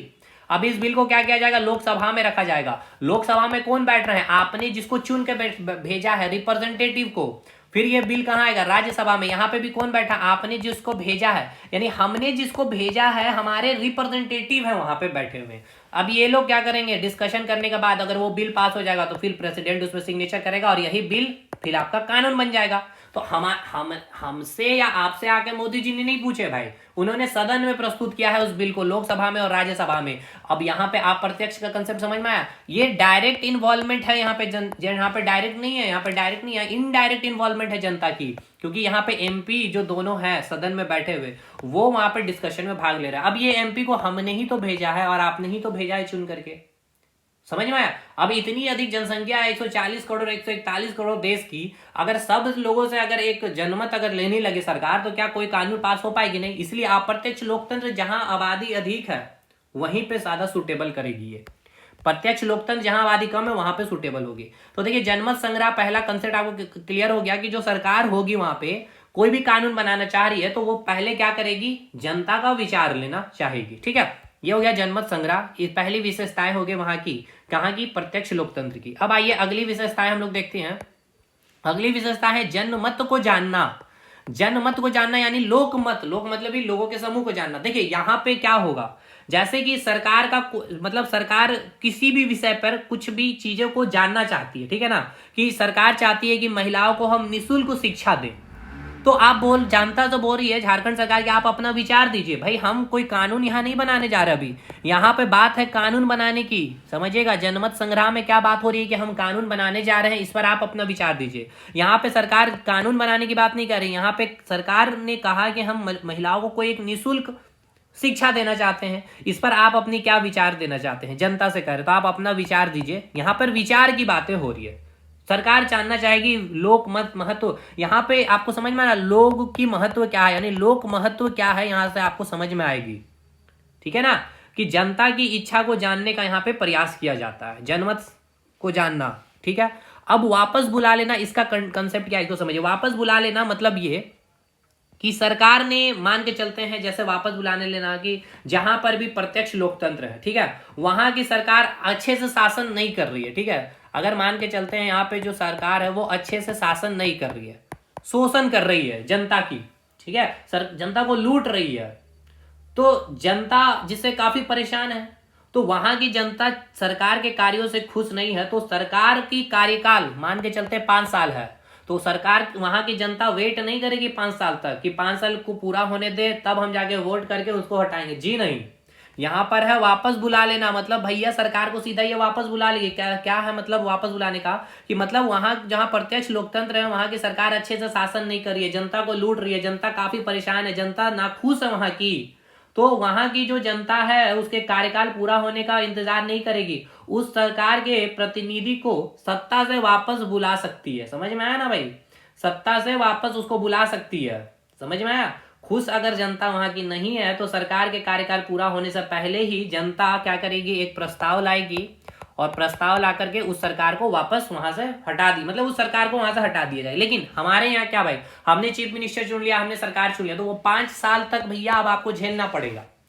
हाँ, एक कंडीशन है, उसकी सरकार गिरेगी कब, जब उनको बहुमत वहां से नहीं मिलेगा। जैसे कि लोकसभा में बहुमत मोदी जी का अगर आरजेडी बोल रहे हो, नीतीश कुमार ने हटा दिया भाई, ठीक है ना, अपना बहुमत मोदी जी को नहीं दिया, ठीक है, तो वो सारे संसद हट गए। अब 272 सीट नहीं रहा तो भैया सरकार उनकी गिर जाएगी। अब कोई दूसरा पार्टी के साथ वो मिल जाएंगे नीतीश कुमार जी, तो फिर कांग्रेस के साथ मिलकर इंडिया गठबंधन करके सरकार बन जाएगी वहां पे 5 साल से पहले। बस ये दो कंडीशन है, एक तो 5 साल तक आप झेलिए, या फिर उनका बहुमत अगर हट गया तो ही फिर उसकी सरकार हटेगी, है ठीक है। चलिए, तो अब तीसरा आपको समझ में आ गया, पहल करने का मतलब क्या है, समझिएगा। पहल करने का मतलब क्या है, जैसे कि कानून बन, जहां पे भी प्रत्यक्ष लोकतंत्र है जिस भी देश में, ठीक है, कानून बनाने की जिम्मेदारी किसकी होती है, पहले ये बताइए, कानून बनाने की जिम्मेदारी किसकी है, कानून की जिम्मेदारी किसकी है, सरकार की है।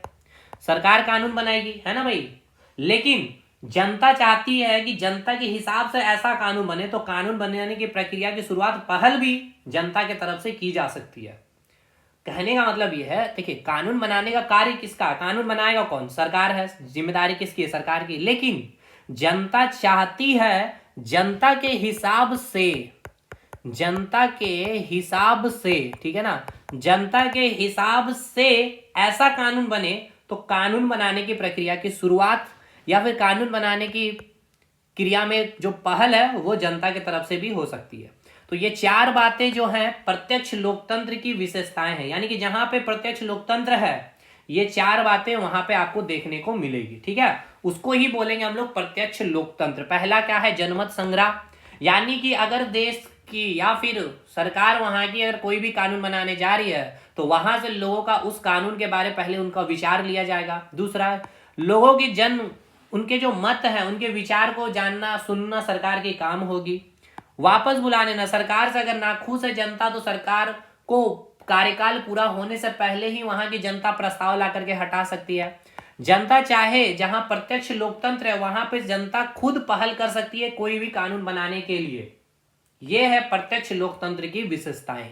क्या प्रत्यक्ष लोकतंत्र की विशेषताएं क्लियर हुआ? जैसे अब आइए क्वेश्चन में, पहले देखिए क्वेश्चन में आइए। अभी मैं आपको पहला ये क्वेश्चन को अभी छोड़िए, इस पर भी हम लोग आएंगे, अब हम लोग इसके बाद ही स्टार्ट करने वाले हैं। जैसे कि आप यहाँ पे देखिएगा संसदीय लोकतंत्र की विशेषताएं की चर्चा करें हम उसके, ये भी अभी हम लोग डिस्कशन करने वाले। लेकिन यहाँ पे आइए, यहाँ पे देखिए लोकतंत्र क्या है ये मैंने आपको समझा दिया। लोकतंत्र क्या है भाई, लोकतंत्र का शाब्दिक अर्थ आप लिखेंगे, लोकतंत्र का भावार्थ अर्थ लिखेंगे, अब्राहम लिंकन के द्वारा लोकतंत्र को आप डिफाइन करेंगे।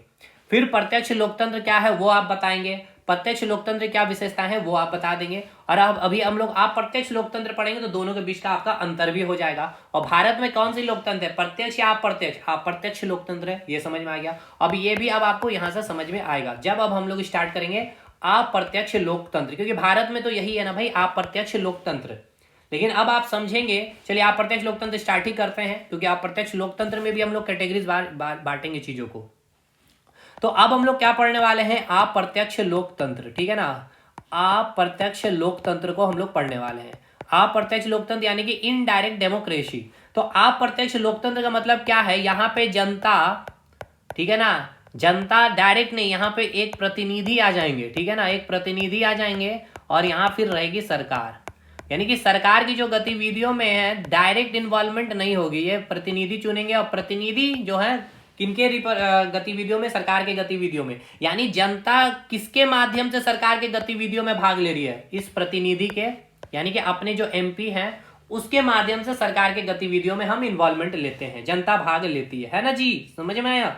अब ये जो अप्रत्यक्ष लोकतंत्र है हम इसको दो भागों में बांटते हैं, यानी ये अप्रत्यक्ष लोकतंत्र भी दो भागों में बांटा जाता है। यानी कि जिस भी देश में अप्रत्यक्ष लोकतंत्र है, कहने का मतलब ये, अप्रत्यक्ष लोकतंत्र कहने का मतलब ये कि जो उस देश की जनता होगी, सरकार की जो भी गतिविधियां है उसकी गतिविधियों में जनता डायरेक्ट पार्टिसिपेट नहीं कर रही होगी, वहां के जो रिप्रेजेंटेटिव आपकी देश की जनता ने जिसको चुना है उसके माध्यम से जनता सरकार की गतिविधियों में भाग लेती है। तो अब यहाँ पे दो प्रकार के अप्रत्यक्ष लोकतंत्र होते हैं, एक होते हैं अध्यक्षीय लोकतंत्र, ठीक है, एक है आपका अध्यक्षीय लोकतंत्र, एक है आपका अध्यक्षीय लोकतंत्र और एक है आपका संसदीय, ठीक है ना, एक है आपका संसदीय लोकतंत्र। यही चीज मैंने आपको स्टार्टिंग में बताया था कि एक स्वरूप है। देखिए संसदीय लोकतंत्र, यहां जब आप आएंगे तो यहां मैंने बताया था, जो एक मिनट, यहां मैंने आपको बताया था ये लोकतंत्र जो है, लोकतंत्र का ही एक स्वरूप है संसदीय सरकार, ठीक है ना, लोकतंत्र का ही स्वरूप। लेकिन लोकतंत्र में भी आपने देखा कि लोकतंत्र में भी अप्रत्यक्ष लोकतंत्र के अंदर एक है अध्यक्षीय लोकतंत्र और एक है आपका संसदीय लोकतंत्र। ठीक है, ये हमारे देश में है, हमारे इंडिया में क्या है, ये है संसदीय लोकतंत्र। अमेरिका में आपका है अध्यक्ष। देखिए अमेरिका में डेमोक्रेसी है, समझिएगा मेरे भाई, अमेरिका में डेमोक्रेसी है, यहाँ ब्रिटेन में भी आपको डेमोक्रेसी है, लेकिन ब्रिटेन रिपब्लिक नहीं है। वहां का जो हेड ऑफ नेशन है या फिर वहां का जो राजनीतिक व्यवस्था, पॉलिटिकल जो सिस्टम है, उसका जो हेड है वो क्या होते हैं भाई, वहां वंशानुगत चीजें चलती है, इसलिए रिपब्लिक स्टेट नहीं है वो, लेकिन वहां पर डेमोक्रेसी है। मतलब वहां की जो जनता है सरकार की गतिविधियों में क्या करते हैं, इनडायरेक्टली या फिर रिप्रेजेंटेटिव के माध्यम से भाग लेते हैं।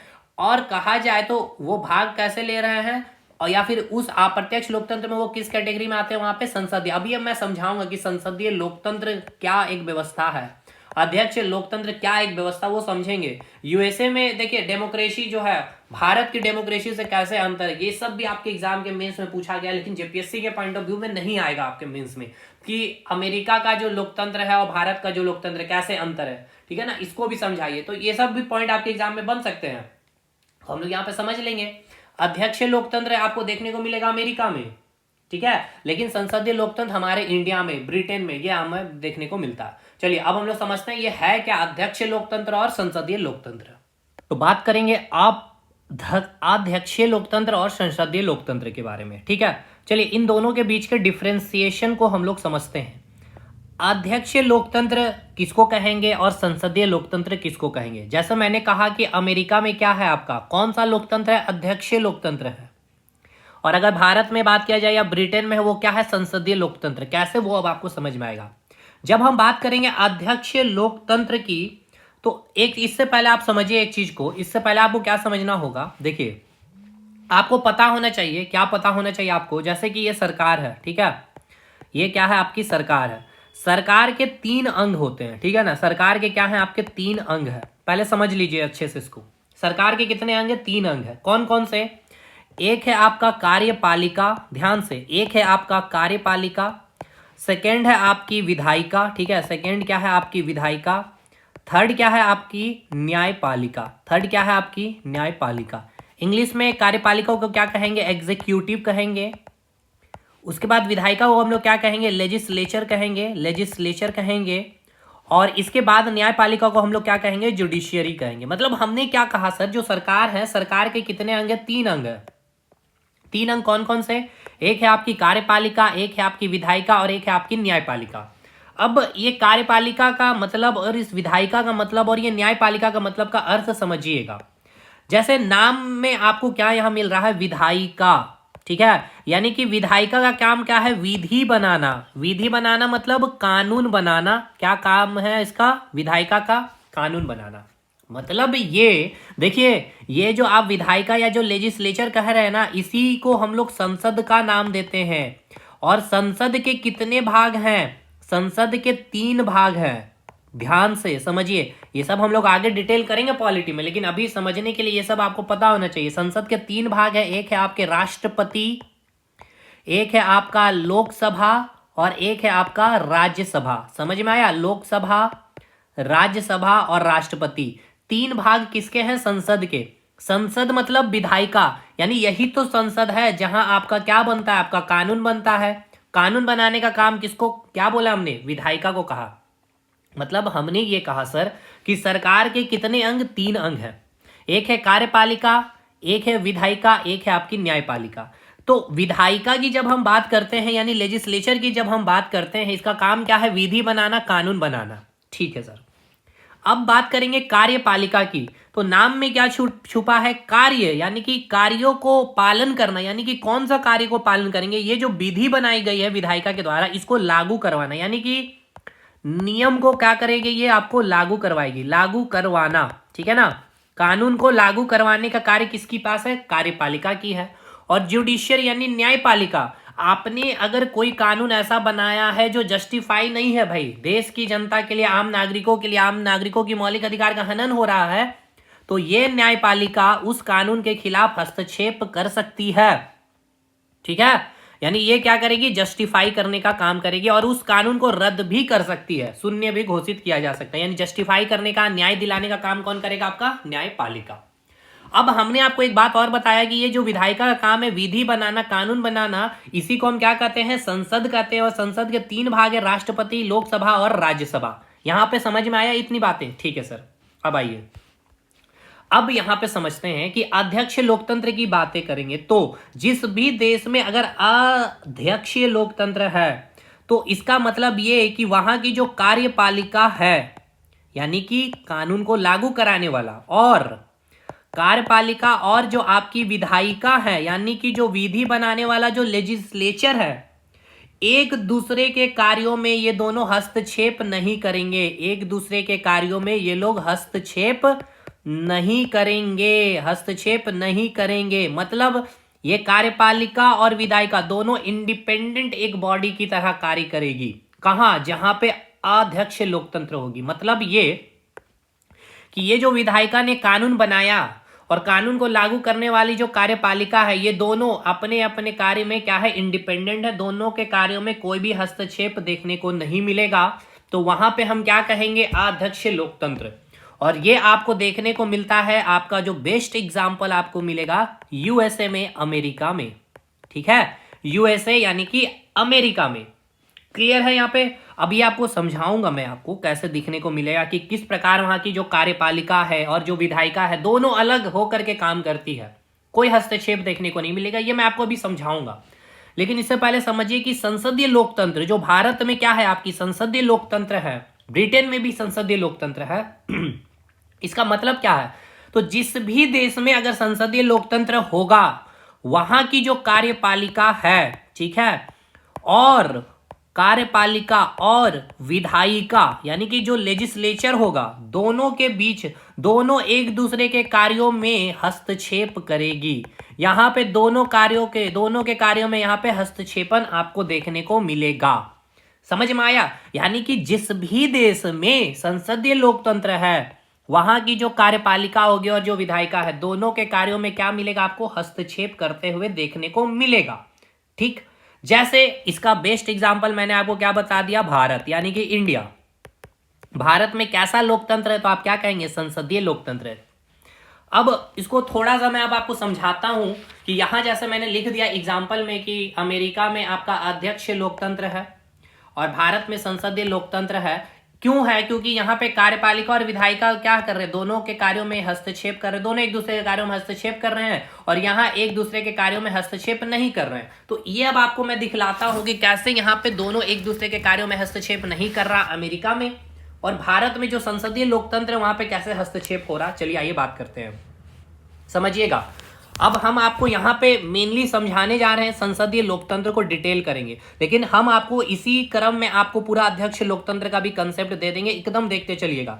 चलिए आगे हम लोग टॉपिक का नाम लिखेंगे संसदीय लोकतंत्र। के नोट्स आपको मिल जाएगा, लिखने की कोई आवश्यकताएं नहीं है, लेकिन कंसेप्ट बिल्डअप करिए, विचार बिल्डअप करिए, स्किल डेवलप करिए। संसदीय लोकतंत्र, चलिए बात करते हैं संसदीय लोकतंत्र की।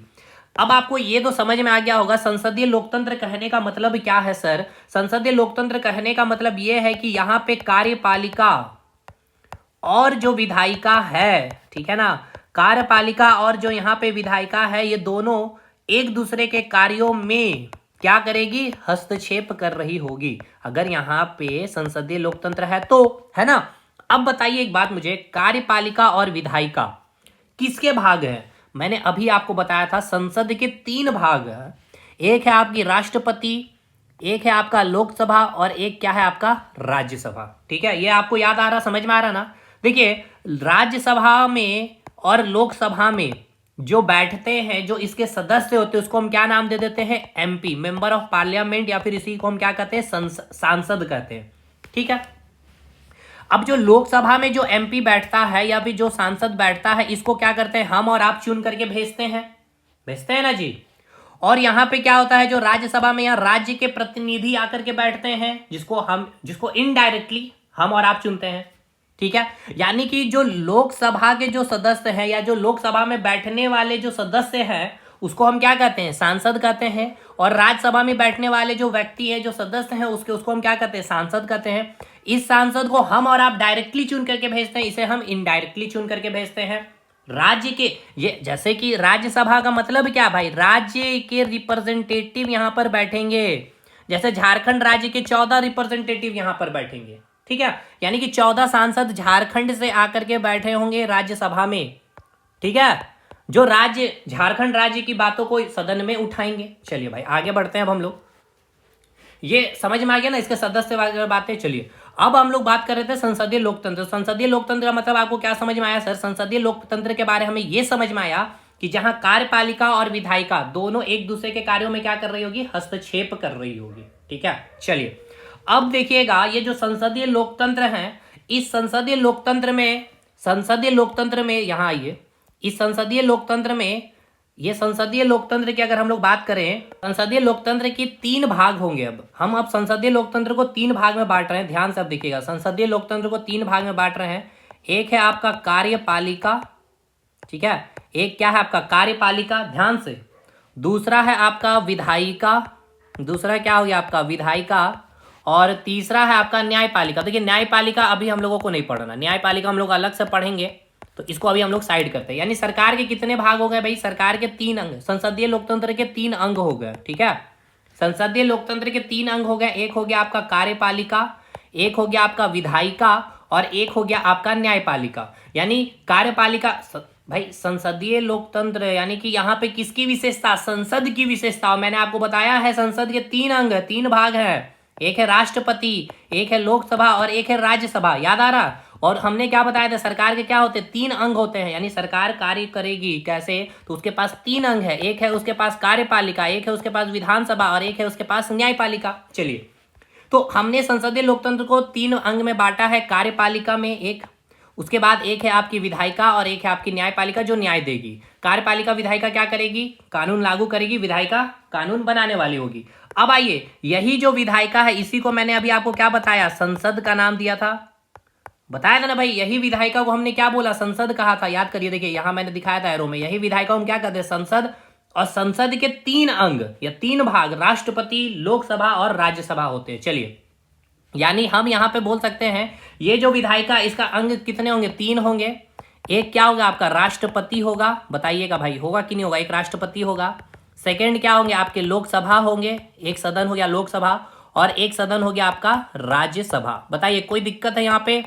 कोई दिक्कत नहीं होगा सर मेरे ख्याल से।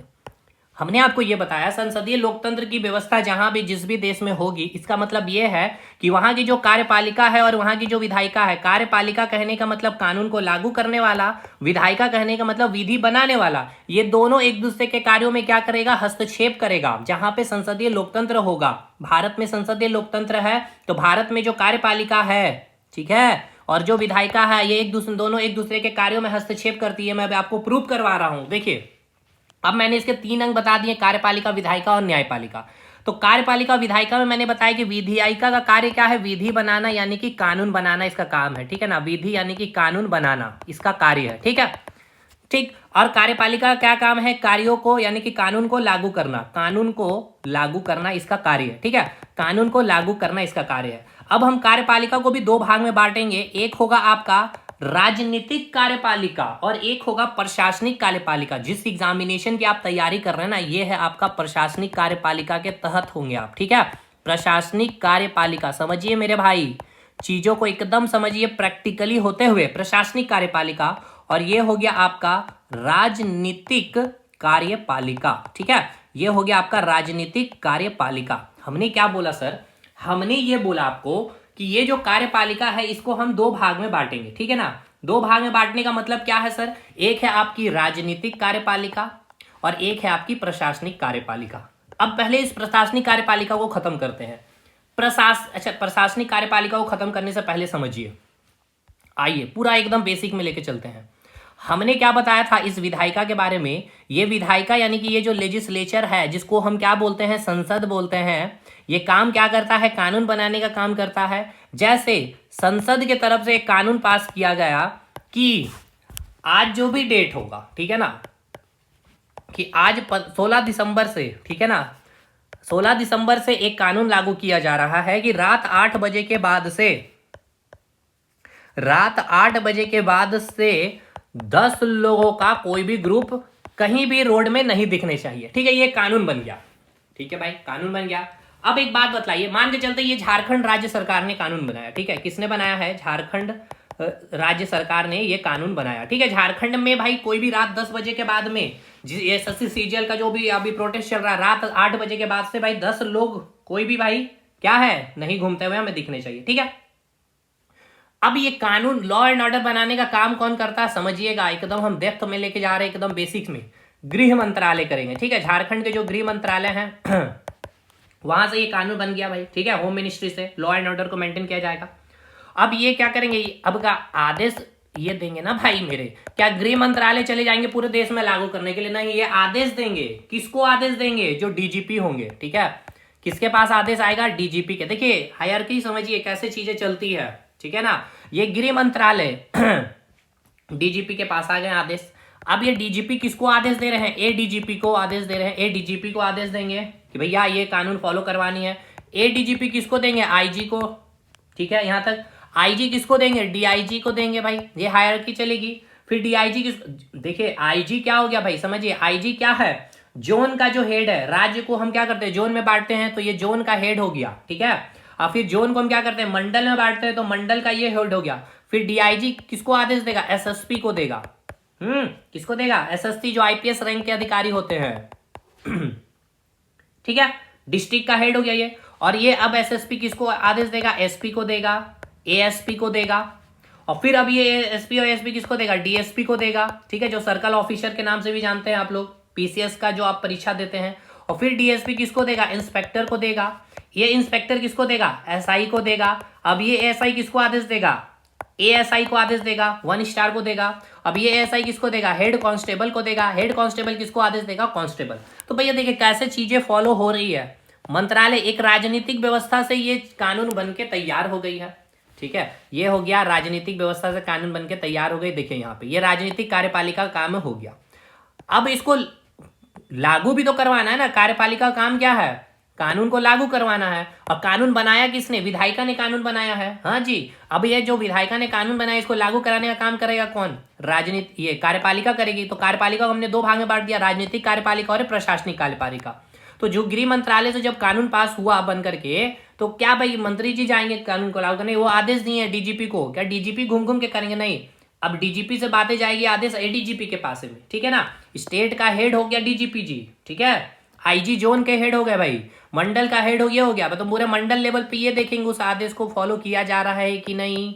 स्टेट लेवल पे ये देखेंगे, जोन लेवल पे ये देखेंगे, फिर ये धीरे धीरे आदेश इस तरह से फॉलो किया जाएगा, ठीक है। तो अब ये बात किया जाए जो हमने अभी देखा, डीएसपी, एसपी, एसआई, एएसआई, ये सभी किसके तहत आते हैं? प्रशासनिक कार्यपालिका के तहत आते हैं। मैं ये आपको समझाना चाह रहा था, यानी कि ये कैसे आएंगे? ये चयनित तो होकर के आएंगे मेरे भाई, एग्जामिनेशन क्वालिफाइड करके आएंगे, ये चयनित होकर के आएंगे, ठीक है। जेपीएससी का एग्जाम देकर के आएंगे, बीपीएससी का एग्जाम देकर के आएंगे, यूपीएससी का एग्जाम देकर के आएंगे, या फिर आप दरोगा का पेपर देकर आएंगे, जो भी कांस्टेबल का पेपर देकर आप यहाँ पे प्रशासनिक कार्यपालिका में बैठेंगे, ठीक है। कोई चुनाव नहीं होगा इसके लिए, समझिएगा। यहाँ पे कोई चुनाव नहीं किया जा रहा भाई मेरे, समझिएगा मेरे भाई, यहाँ पे चुनाव नहीं हो रहा, ठीक है। यहाँ पे चुनाव नहीं किया जा रहा। लेकिन जब राजनीतिक कार्यपालिका को आप जब बात करेंगे तो यहाँ पे ये चुनाव हुआ जाएगा। इनको क्या किया जाता है? निर्वाचित किया जाता है। यहाँ मैं लिख रहा हूँ, यहाँ पे क्या किया जाएगा? निर्वाचित, ठीक है। ये क्या होते हैं? निर्वाचित होते हैं। लेकिन ये क्या होते हैं? चयनित होते हैं। एक वर्ड को ध्यान रखिए, यहाँ चयनित और यहाँ पे निर्वाचित होंगे। अब ये राजनीतिक कार्यपालिका को पुनः हम 2 भाग में बांटेंगे। एक होगा नाम मात्र का प्रमुख, ठीक है ना। नाम मात्र का प्रमुख होगा जो हमारे राष्ट्रपति होते हैं, नाम मात्र के प्रमुख होते हैं भाई। होता है ना कि इसके कंधे पे गोली चलाना, राष्ट्रपति के कंधे पे प्रधानमंत्री जी गोली चलाते हैं। और ये वास्तविक जो मेन जो बोला जाता है ना भाई, मेन गुंडा पकड़ाता नहीं है, दूसरे को पैसा देकर काम करे। तो वास्तविक जो प्रमुख है, वास्तविक प्रमुख कौन होता है? प्रधानमंत्री, या बोलिए मंत्री परिषद। सबसे बेस्ट वर्ड जो होगा मंत्री परिषद, क्योंकि मंत्री परिषद का प्रमुख ही क्या कहलाता है? मंत्री परिषद का प्रमुख ही क्या कहलाता है? पीएम कहलाता है, ठीक है। अब समझिएगा, नाम मात्र का प्रमुख कौन हो गया? राष्ट्रपति हो गया। देखिए कैसे हायरार्की धीरे धीरे मैंने आपको लेकर के आ गया। कहां तक हमने आपको क्या बतलाया? हमने आपको बताया कि संसदीय लोकतंत्र की व्यवस्था अगर किसी भी देश में है, इसका मतलब यह है कि वहां की जो कार्यपालिका है और वहां की जो विधायिका है, दोनों के कार्यों में यहाँ पे हस्तक्षेप देखने को मिलेगा। अब हम इसको आपको दिखाना चाहते हैं कि कैसे हस्तक्षेप होता है। तो संसदीय लोकतंत्र के 3 अंग होते हैं, एक हो गया कार्यपालिका, एक हो गया विधायिका और एक हो गया न्यायपालिका। न्यायपालिका को साइड रखना है क्योंकि न्याय हम जुडिशरी अलग चैप्टर पढ़ेंगे ही। कार्यपालिका विधायिका में हमने देखा कि विधायिका यानी कि संसद है जो कानून बनाने का काम करती है, यानी कि विधि बनाने का काम करती है। इसमें 3 अंग है इसके, राष्ट्रपति, लोकसभा और राज्यसभा। अब देखिए, इसके बाद हमने आपको बताया कार्यपालिका में 2 भाग हम लोग बांटे इसको, ठीक है, 2 भागों में इसके बांटे या 2 अंग इसके होते हैं, एक राजनीतिक कार्यपालिका और एक प्रशासनिक कार्यपालिका। प्रशासनिक कार्यपालिका में जो यहाँ पे आएंगे वो चुन करके नहीं, वो चयनित होकर एग्जाम क्वालिफाइड करके आएंगे। लेकिन जो राजनीतिक कार्यपालिका उनका निर्वाचन किया जाएगा, ठीक है ना, उनका क्या होगा, निर्वाचन होगा। एक नाम मात्र के प्रमुख होंगे जो क्या होंगे, राष्ट्रपति होंगे, और एक वास्तविक प्रमुख होंगे, वो क्या होंगे, आपका जो मंत्री परिषद, जो प्राइम मिनिस्टर होंगे, ठीक है। अब देखिए, ये जो निर्वाचित होकर के यहाँ पे जो आ रहे हैं वास्तविक प्रमुख में, ठीक है, ये जो वास्तविक प्रमुख में आ रहे हैं, ये कहां से आ रहे हैं, ध्यान दीजिएगा। आप देखिए यहाँ पे आइए, इसको थोड़ा सा और मैं समझा दे रहा हूं। एक बात बताइए, लोकसभा में चुन के आपने भेजा एमपी को, और यहाँ पे राज्यसभा में भी इनडायरेक्टली एमपी आपके यहाँ पे आके बैठे हुए हैं। हाँ, तो अब ये प्रधानमंत्री भाई एमपी होंगे, लोकसभा या राज्यसभा किसी ना किसी को, कोई मंत्री परिषद जैसे अमित शाह या तो लोकसभा के सदस्य होंगे या राज्यसभा के सदस्य होंगे, यही मंत्री परिषद आकर के यहाँ पे बैठ रहे हैं कि नहीं बैठ रहे हैं। मतलब एक बात बतलाइए कि अगर आपको कार्यपालिका की, राजनीतिक कार्यपालिका की वास्तविक प्रमुख का अगर आपको सदस्य बनना है, इससे पहले आपको क्या होना चाहिए, इसकी सदस्यता होनी चाहिए आपके पास। देखिए संबंध हुआ एक, अगर आप लोकसभा, एक बात बतलाइए मेरे भाई, आपको अगर प्रधानमंत्री बनना है, मोदी जी को मान लीजिए प्रधानमंत्री बनना है, मोदी जी प्रधानमंत्री बन गए हैं, वो ना तो लोकसभा के सदस्य हैं और ना ही राज्यसभा का सदस्य है, तो 6 महीने के अंदर ऐसा प्रावधान है कि आपको किसी ना किसी सदन की सदस्यता लेनी पड़ेगी, लोकसभा की या राज्यसभा की, तभी जाकर के आप क्या बनेंगे, प्रधानमंत्री बनेंगे या फिर कोई भी मंत्री परिषद का सदस्य बन पाएंगे। 6 महीने के अंदर लेना, यानी आपको सबसे पहले इसकी सदस्यता लेनी पड़ेगी, तब ही जाकर के भाई आप क्या है, यहां से यहां आ पा रहे हैं। यानी कि देखिए, अगर आपको कार्यपालिका में बैठना है, समझिएगा, अगर आपको कार्यपालिका में बैठना है तो सबसे पहले, यानी कि कार्यपालिका में बैठ कौन रहा भाई, यानी राजनीतिक कार्यपालिका में बैठ कौन रहा है, जो लोकसभा से हो चाहे राज्यसभा से ही चुन करके यहाँ पे लाया जा रहा है, उनको लाया जा रहा है कि नहीं, समझ में आ रहा है ना भाई। तो देखिए संबंध समझिए। अब एक बात बतलाइए, हमने आपको बताया संसदीय लोकतंत्र का मतलब ये होता है कि जहां कार्यपालिका और विधायिका का हस्तक्षेप होगा दोनों के कार्यों में, तो अब ये ही व्यक्ति चुन करके यहां आ रहे हैं, तो सिंपल सी बात है भाई, यह व्यक्ति इसका सदस्य है और यह व्यक्ति इसका सदस्य, मतलब हम इसका सदस्य, हम इसका सदस्य है और हम ही यहाँ पे आके बैठ रहे हैं, तो एक तो संबंध, एक रिलेशनशिप हो गया, हुआ ना भाई। तो सिंपल सी बात है, हम हस्तक्षेप तो बिल्कुल होगी, विधायिका, कानून बनाने वाले भी हम ही यहाँ पे बैठ के कानून बना रहे हैं, ठीक है, और लागू कराने वाले भी हम ही हैं। तो भाई हम एक दूसरे के कार्यों में हस्तक्षेप कर रहे हैं कि नहीं कर रहे, बिल्कुल कर रहे हैं, क्योंकि हम लोगों के बीच में एक संबंध है, यहाँ है तब यहाँ से बैठ के यहाँ पे आ रहे हैं। समझ में आया आपको। अब जैसे समझिएगा एक बात और, इसको चलिए इसको हटाते हैं, मान लेते हैं, चलिए मान लेते हैं, क्या मान लेते हैं, मान लेते हैं ये बात कि किसी भी व्यक्ति को, मान लेते हैं मुझे ही, ठीक है ना, मुझे भैया यहाँ पे बैठना है, तो अगर मुझे यहाँ पर बैठना है तो इससे पहले जो नियम बनाने वाली जो है विधायिका, हमको इसकी क्या करना होगा, इसका हिस्सा बनना होगा, या तो लोकसभा में इसका सदस्य या फिर राज्यसभा में इसकी सदस्यता लेनी होगी। तो चुनाव लड़ के अगर हम जीत गए, लोकसभा का सदस्य बन गए, सांसद बन गए, या फिर राज्यसभा का सांसद बन गए, तो फिर हम यहाँ पे आके बैठ सकते हैं, ठीक है। यानी अगर आपको यहाँ आके बैठना है तो सबसे पहले आपको यहाँ पे सदस्यता प्राप्त करनी होगी। तो देखिए है कि नहीं भाई, संबंध है। यहाँ पे बैठने के लिए आपको भैया, यहाँ पे बैठने के लिए आपको यहाँ पे इसका सदस्य बनना होगा, संबंध है ना। तो अब यहाँ पे आप ही आके बैठ रहे हैं, तो भैया कार्य में हस्तक्षेप तो बिल्कुल होगा, होगा कि नहीं होगा, बिल्कुल होगा। यहां तक चीजें क्लियर है। तो किसी भी व्यक्ति को ध्यान से सुनिएगा, कार्यपालिका में अगर बैठना है तो उसको क्या करना है, ये जो नियम बनाने वाली जो विधायिका है, जो संसद है, उसका क्या होना होगा, हिस्सा होना अनिवार्य होगा। और अगर नहीं है तो आपको 6 महीने के अंदर अंदर क्या करना होगा, आपको उसकी सदस्यता लेनी होगी।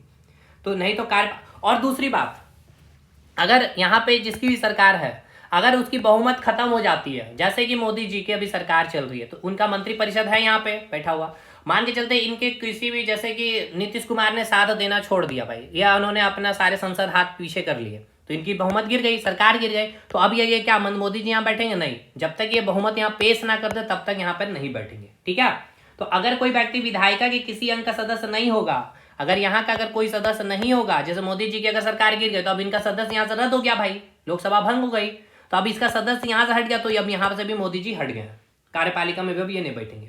इस प्रकार देखिए, कार्यपालिका और जो ये विधायिका आप जो देख रहे हैं, इनके बीच का जो संबंध आपको मैंने दिखाया, ठीक है, संसदीय लोकतंत्र में। अब ये तो आपको प्रशासनिक कार्यपालिका समझ में आ गया कि ये चयनित होकर के आएंगे। चलिए थोड़ा सा इसको साफ कर लिया जाए, थोड़ा गिचबिच हो गया।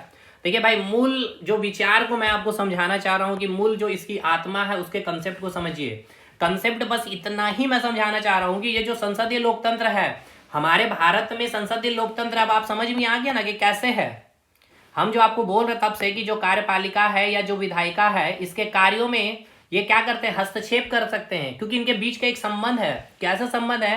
क्योंकि ये जो विधायिका आप जो देख रहे हैं, ये जो आप विधायिका को देख रहे हैं, यही विधायिका का आप जब तक सदस्य नहीं बनेंगे तब तक आप कार्यपालिका में आकर नहीं बैठ सकते।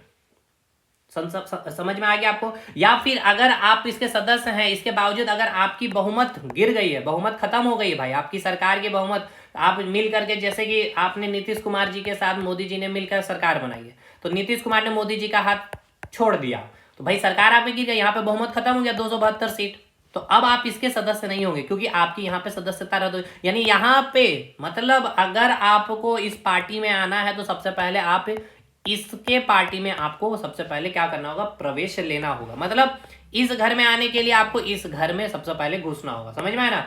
इस घर में आने के लिए सबसे पहले आपको इस घर में घुसना होगा, या तो लोकसभा में या फिर राज्यसभा में।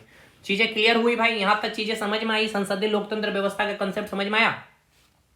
यहां तक कोई दिक्कत नहीं होगा। एक पॉइंट और आपको समझना है कि क्या समझना है, तो देखिए, जो आप संसदीय लोकतंत्र व्यवस्था की जो आप बात कर रहे हैं, ये जो आप संसदीय लोकतंत्र व्यवस्था की जो आप बात कर रहे हैं ना, इस संसदीय लोकतंत्र की व्यवस्था में ये जो आप कार्यपालिका को अभी आपने देखा, ठीक है, ये जो कार्यपालिका है, ये जो आपकी जो विधायिका है, इस विधायिका के प्रति उत्तरदायित्व होती है। मतलब इसका मतलब ये है कि यहाँ पे जो कार्यपालिका में आप जो वास्तविक प्रमुख को देख रहे हैं, जो आपके मंत्री परिषद है और जो प्रधानमंत्री है, अगर ये कोई भी कार्य कर रहे हैं, अगर ये कोई अच्छा कार्य भी कर रहे हैं या कोई गलत कार्य भी कर रहे हैं जिससे जनता नाखुश है, तो इसके प्रति पूरा का पूरा उत्तरदायित्व कौन होगा? लोकसभा और राज्यसभा होंगे। यानी कि विधायिका के प्रति ये उत्तरदायित्व होते हैं, यानी आपको जवाबदेही देना होगा यहाँ लोकसभा में। समझे?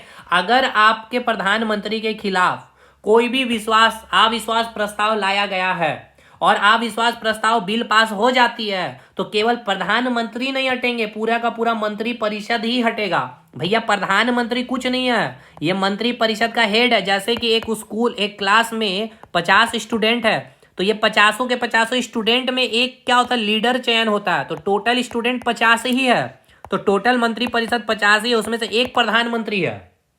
समझे? तो अगर लीडर के खिलाफ अगर कोई अविश्वास प्रस्ताव आया है और ये बिल पास हो जाता है, तो ये 50 स्टूडेंट को क्या किया जाएगा, क्लासरूम से बाहर, यानी आपकी मंत्री परिषद खत्म हो जाएगी, यानी कि जो आपकी सरकार है वो आपकी पूरी सरकार गिर जाएगी।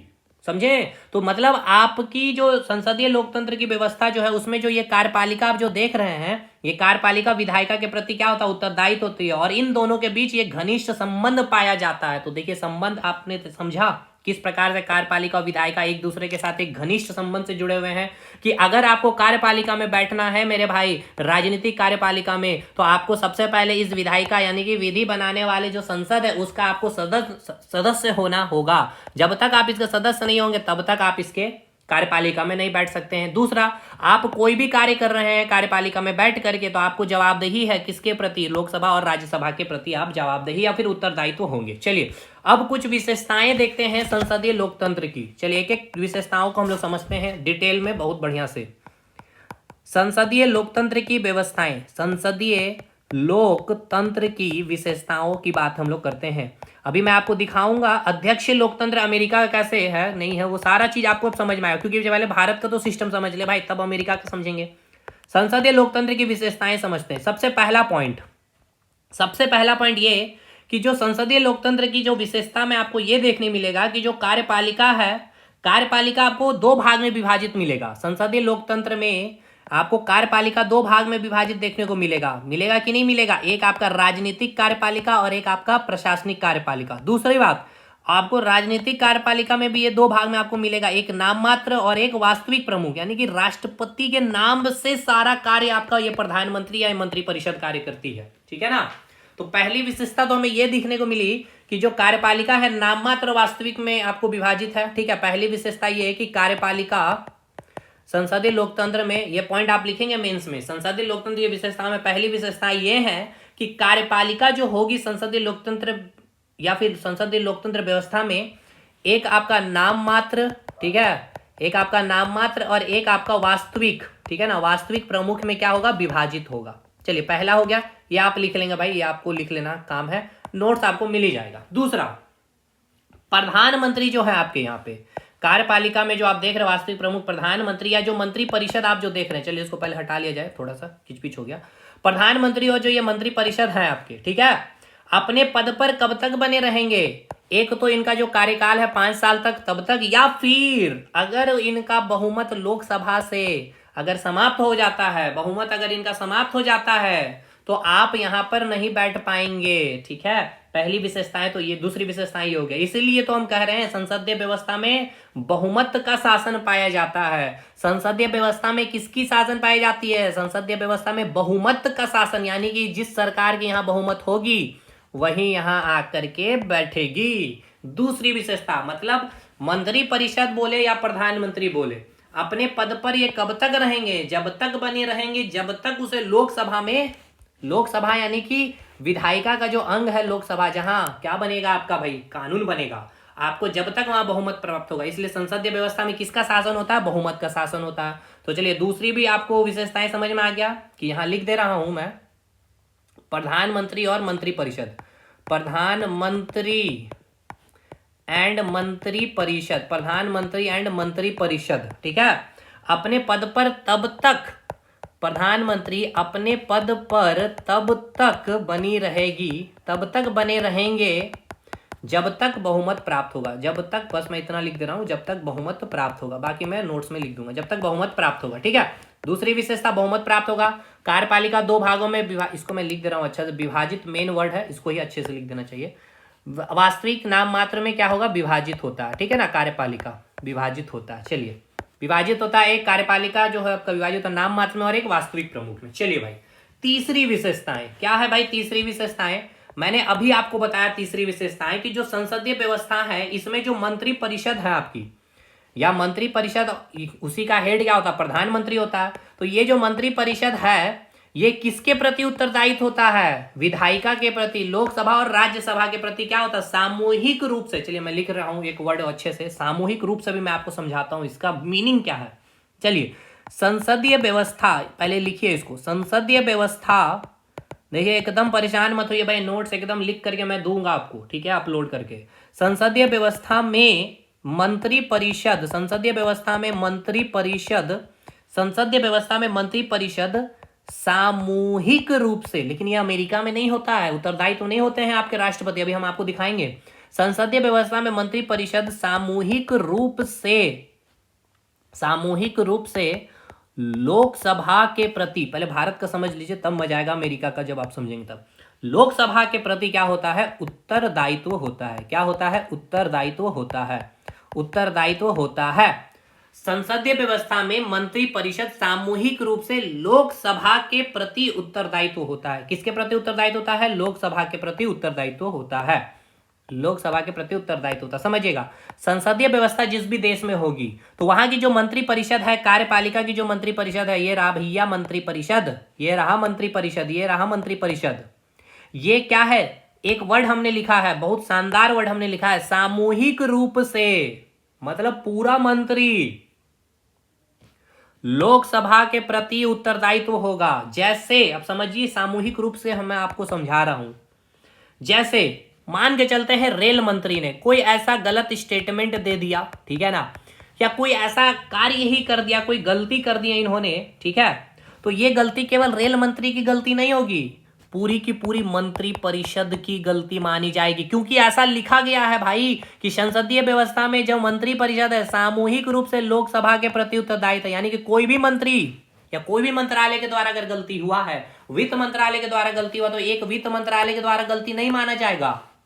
या मोदी जी ने कोई कुछ बोला तो केवल मोदी जी की बात नहीं है भाई, ये पूरे मंत्री परिषद की बात हो रही है। पूरी मंत्री परिषद उसके प्रति उत्तरदायित्व होगा, यानी लोकसभा के प्रति उत्तरदायित्व होता है। समझे? अगर कोई मान लेते हैं एक मंत्री के मान के चलते हैं लोकसभा ने एक मंत्री को हटाने के लिए प्रस्ताव पारित किया, ठीक है, तो अगर वो प्रस्ताव पारित हो गया तो ऐसा नहीं कि वो केवल मंत्री हटेगा, पूरा का पूरा मंत्री, मोदी जी का पूरा मंत्रिमंडल ही खत्म हो जाएगा। ठीक है, फिर से लोकसभा भंग होगी और फिर से जो बहुमत देंगे 272 सीट का उसकी सरकार बनेगी। समझ में आया ना? तो ये सामूहिक रूप से किसके प्रति उत्तरदायित्व होता है? लोकसभा के प्रति उत्तरदायित्व होता है। कौन? ये जो आपका मंत्रिपरिषद सामूहिक रूप से लोकसभा के प्रति उत्तरदायित्व होता है। समझ में आया? यानी one for all for one. समझ में आया ना भाई? समझ में आया ना? एक है, अगर आपने गलती की तो पूरी मंत्रिपरिषद को ही लपेट लेंगे। मतलब एक पेड़ में अगर एक भी कोई कीड़ा आ गए तो वो एक कीड़ा से वो पूरा पेड़ ही खत्म हो गया आपका। ये आपका एक एग्जाम्पल हो गया। तीसरी विशेषता क्लियर हो गया, सही है ना? कि अगर कोई भी एक मंत्री कुछ भी करता है तो वो पूरा उसका मंत्री परिषद उसका क्या होगा? रिस्पॉन्सिबल होगा। तीसरी भी विशेषता खत्म। चलिए चौथी विशेषता पे आते हैं हम लोग। चौथी विशेषताएं बहुत शानदार विशेषताएं, ये सब पॉइंट लिखिए आप मेंस में। चौथी विशेषताएं क्या है? जहां भी संसदीय लोकतंत्र की व्यवस्था होगी वहां की जो विधायिका और जो कार्यपालिका है, अब मैं लिख रहा हूं, वहां की जो विधायिका है और जो कार्यपालिका है, ये सब भाई बड़े ही शानदार, यहीं से क्वेश्चन बन जाएगा आपका मेंस में कि संसदीय लोकतंत्र की जो भी देश में अगर ये या फिर संसदीय लोकतंत्र की व्यवस्था में विधायिका और कार्यपालिका के बीच में राजनीतिक समरूपता पाई जाती है। विश्लेषण करें इस पे, समझिए क्या है, मैं अभी आपको समझाता हूं। चौथी विशेषता ये है कि जिस भी देश में ये संसदीय लोकतंत्र की विशेषताएं हैं तो वहां की जो विधायिका होगी और वहां की जो कार्यपालिका होगी इनके बीच जो है आपको काफी ज्यादा राजनीतिक समरूपता देखने को मिलेगी। राजनीतिक समरूपता आपको क्या मिलेगी? पाई जाती है। ठीक है, इसका मतलब क्या है और कैसे समरूपता पाई जाती है समझिएगा। जहां भी संसदीय लोकतंत्र की व्यवस्था होगी वहां की जो विधायिका और जो कार्यपालिका इनके बीच राजनीतिक समरूपता पाई जाती है। क्यों ना पाई जाए भाई? क्यों ना पाई जाए? क्यों पाई जाएगी? क्योंकि ये विधायिका है। देखिए एक मिनट पहले साफ कर लेते थोड़ा सा चीजों को, ताकि और अच्छे से आपको दिखेगी। ये हो गया आपका। चलिए भाई ये देखिए, चलिए ये आपकी विधायिका है, ये विधायिका है भाई, है ना? आप भाई विधायिका लोकसभा में, ठीक है, बहुमत आपकी मिल गई है, आप विधायिका के अंग हो गए।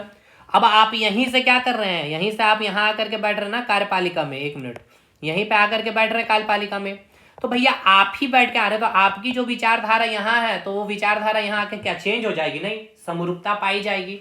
समझ में आया? बस यही बात है। तो विधायिका और कार्यपालिका के बीच में राजनीतिक समरूपता पाई जाती है। पांचवा विशेषता यह है कि संसदीय लोकतंत्र की व्यवस्था में हमें यह देखने को मिलती है दोहरी सदस्यता देखने को मिलती है।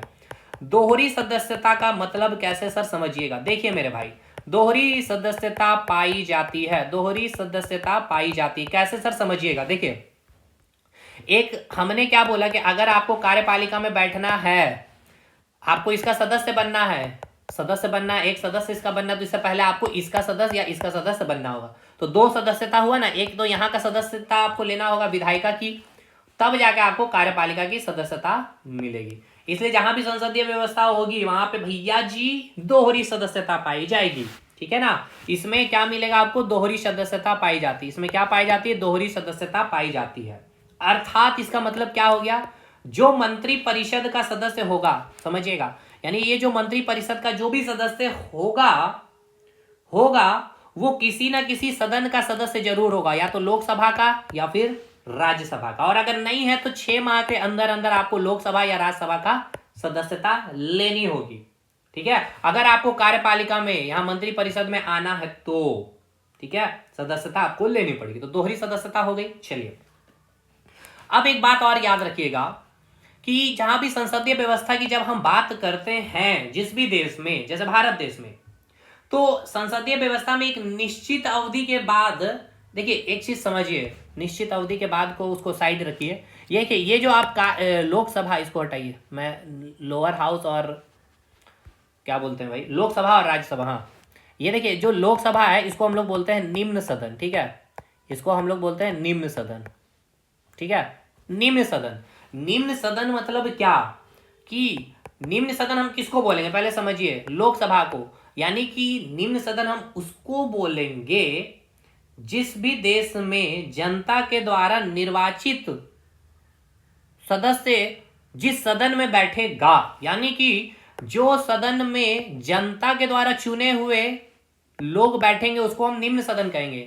राज्यसभा को निम्न सदन नहीं कहेंगे भाई, बैठ तो यहां रहा एमपी ही, यहां भी बैठ रहा एमपी, लेकिन इसको हम और आप चुन के भेज रहे हैं, ये आपको इनडायरेक्टली यहां पर बैठ रहा। तो उस सदन को हम निम्न सदन कहेंगे, अपर लोअर हाउस कहेंगे, इसको हम अपर हाउस कहेंगे, उच्च सदन कहेंगे। निम्न सदन हम उसको कहेंगे जिस सदन में जनता के द्वारा चुने गए सदस्य चुने गए व्यक्ति बैठेंगे, उसको हम क्या कहेंगे, निम्न सदन कहेंगे, ठीक है। तो अब निम्न सदन क्लियर हो गया, तो समझिएगा संसदीय जो व्यवस्था होगी जिस भी देश में, ठीक है ना, तो एक निश्चित अवधि के बाद निम्न सदन अर्थात जो लोकसभा है उसका क्या हो जाएगा, विघटन हो जाता है, ठीक है। तो अब समझिएगा जो निम्न सदन होगा उसका क्या होता है, निम्न सदन का एक फिक्स्ड टेन्योर के बाद, एक फिक्स्ड अवधि के बाद क्या होता है, विघटन हो जाता है। क्या हो जाता है, विघटन हो जाता है। क्या हो जाता है, विघटन हो जाता है। क्या हो जाता है, विघटन हो जाता है। मतलब ये कि जो कौन सा निम्न सदन यानी लोकसभा, ठीक है ना, लोकसभा का क्या होता है, विघटन हो जाता है। जैसे किसी भी देश में जो जनता के द्वारा निर्वाचित सदन होगा, मतलब ये लोकसभा की बात हो रही है, जैसे लोकसभा का इलेक्शन होता है ना भाई, देश की जनता के द्वारा चुने हुए व्यक्ति यहाँ के आके एमपी बैठते हैं, तो इसका क्या है, एक कार्यकाल होता है 5 साल, 5 साल तक ही ना बैठेंगे, 5 साल के बाद भी देखिए, अब ऐसा जरूरी नहीं है 5 साल से पहले भी ये भाई भंग हो सकता है अगर उनका बहुमत ही समाप्त हो जाए तो। समझ में आया कि नहीं आया, यानी कि अंतिम जो विशेषता है, देखिए इसको दो तरीके से आप लिख सकते हैं। एक तो आप ऐसे लिख सकते हैं कि जो संसदीय व्यवस्था जिस भी देश में होगी वहां का जो निम्न सदन यानी कि जो लोकसभा होगा उसका एक फिक्स्ड टेन्योर होता है 5 साल, तब जाके ये विघटन होता है। लेकिन ये 7वीं विशेषता में आप लिख लेंगे, क्या लिखेंगे कि जहां संसदीय लोकतंत्र व्यवस्था जिस भी देश है वहां की जो कार्यपालिका होगी, ठीक है ना, वहां की कार्यपालिका का कोई कार्यकाल निश्चित नहीं होगा। अब क्यों निश्चित नहीं होगा, कार्यकाल निश्चित नहीं होगा, क्यों निश्चित नहीं होगा, या तो 5 साल तक तो रहेगी ही रहेगी, लेकिन ऐसा भी हो सकता है कि राष्ट्रपति 5 साल से पहले भी इसको क्या कर सकती है, भंग कर सकती है, कि कोई भी मंत्री के खिलाफ अविश्वास प्रस्ताव आ गया, ठीक है, या उसकी किसी भी पार्टी ने गठबंधन करके सरकार बनाई है तो उस पीछे हट गए, तो भाई आपकी क्या हो गई, भाई बहुमत आपकी समाप्त हो गई, 272 सीट आपके पास नहीं रहा। तो इस केस में कार्यपालिका की कार्यकाल क्या हो जाएगी, क्या है भाई, इस कार्यकाल क्या कोई निश्चित नहीं है, 5 साल ठीक है, लेकिन आपके पास अगर बहुमत है तो ही 5 साल तक, अगर बहुमत पीछे हट गए आपके भाई, गठबंधन की सरकार है, तो फिर भाई यहां पे क्या होगी, आपकी सरकार भंग हो जाएगी। समझ में आ गया, ये है विशेषताएं। चलिए अब आइए क्वेश्चन में देखते चले हम लोग क्वेश्चन को भी। देखिए संसदीय लोकतंत्र व्यवस्था में, देखिए यहां पे क्वेश्चन है, संसदीय लोकतंत्र व्यवस्था में कार्यपालिका और विधायिका के संबंध को वर्णन करें। समझ में आया ना, वर्णन करें, तो समझ में अब आ रहा आपको संसदीय लोकतंत्र व्यवस्था के बारे, पहले आप लिखेंगे संसदीय लोकतंत्र व्यवस्था के बारे में लिखेंगे, उसके भाग लिखेंगे, उसके अलग अलग टाइप्स लिखेंगे, उसकी कार्यपालिका और विधायिका के बीच जो संबंध अभी मैंने आपको बताया वो लिखेंगे। फिर अगले क्वेश्चन में संसदीय लोकतंत्र की जो विशेषताएं, अभी जो हम आपको 7-6 पॉइंट विशेषताएं हैं, उससे पहले आप पूरा संसदीय लोकतंत्र के बारे में लिखेंगे और उसके जो गुण है और उसके दोष के बारे में। अब उसके गुण और दोष क्या है, चलिए अब हम लोग उसको डिस्कशन करते हैं। ये तो हमने कर लिया अभी आपको डिस्कशन। अप्रत्यक्ष लोकतंत्र अभी हम लोग कर भी रहे हैं, तो यहां से अब आपको पूरी जानकारी मिल जाएगी। और भारत में कौन सी लोकतंत्र व्यवस्था था, अप्रत्यक्ष लोकतंत्र, अप्रत्यक्ष लोकतंत्र में कौन सी है, तो संसदीय लोकतंत्र है। चलिए अब समझ में आ रहा भाई ना आपको, बाकी नोट्स मिल जाएगा तो उसको आप अच्छे से लिख लेंगे सारे पॉइंट्स को। अब चलिए अब हम लोग बात करते हैं, क्या बात करेंगे, ये विशेषताएं कि अब गुण और दोष के बारे में बात करते हैं, यानी कि जहां भी संसदीय लोकतंत्र की व्यवस्थाएं हैं, संसदीय लोकतंत्र की गुण और दोष के बारे चर्चा करते हैं। उसके गुण क्या है एंड उसके दोष क्या है, ठीक है, उसकी अच्छाइयां और बुराइयां दोनों होगी भाई। इसके बाद मैं आप अमेरिका से कंपैरिजन कर दूंगा, ठीक है, तब आपको समझ में आ जाएगा। थोड़ा अमेरिका के डेमोक्रेसी के बारे में भी हम लोग समझ लेंगे इससे ही। सबसे पहले हम लोग बात करेंगे गुण की। तो गुण को अगर देखा जाए तो सबसे पहला गुण क्या है, ठीक है, पहला गुण हमारी ये है कि हमारी जो राजनीतिक है इसमें क्या होती है, राजनीतिक समरूपता इसमें पाई जाती है। अभी मैंने आपको बतलाया, इसके गुण में आप लिखेंगे राजनीतिक समरूपता पाई जाती है। क्या पाई जाती है भैया, राजनीतिक समरूपता पाई जाती है। सबसे पहला गुण यही है, यानी कि जिस विचारधारा के लोग, देखिएगा, जिस विचारधारा के लोग लोकसभा में होंगे वही विचारधारा के लोग तो भाई यहाँ पे आकर के बैठ रहे हैं ना, तो राजनीतिक समरूपता तो सिंपल सी बात है पाई जाएगी।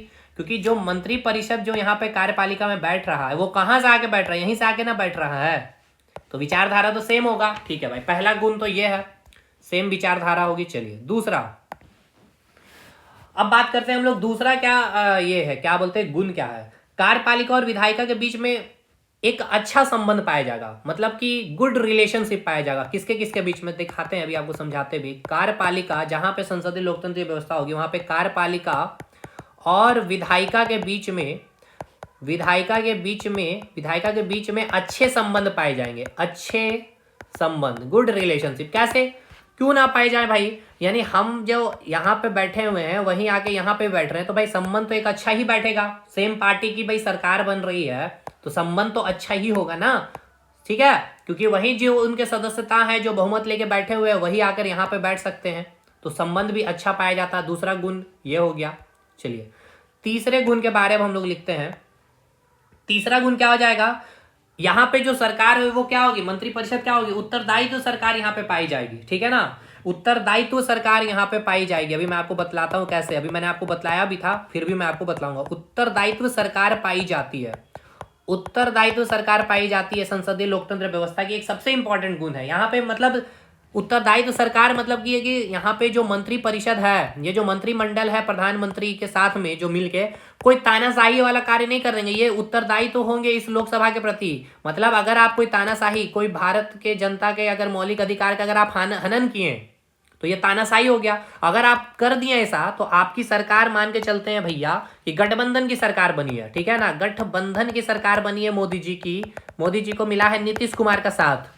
नीतीश कुमार के सांसद जो है 10 सांसद है, इनको पता चला भाई ये तो देश की जनता का हनन हो रहा है, तो ये 10 के 10 सांसद बोले भैया हम आपका बहुमत अब हम आपको नहीं देंगे, तो मोदी जी का सरकार गिर गया, तो सरकार गिर जाएगी।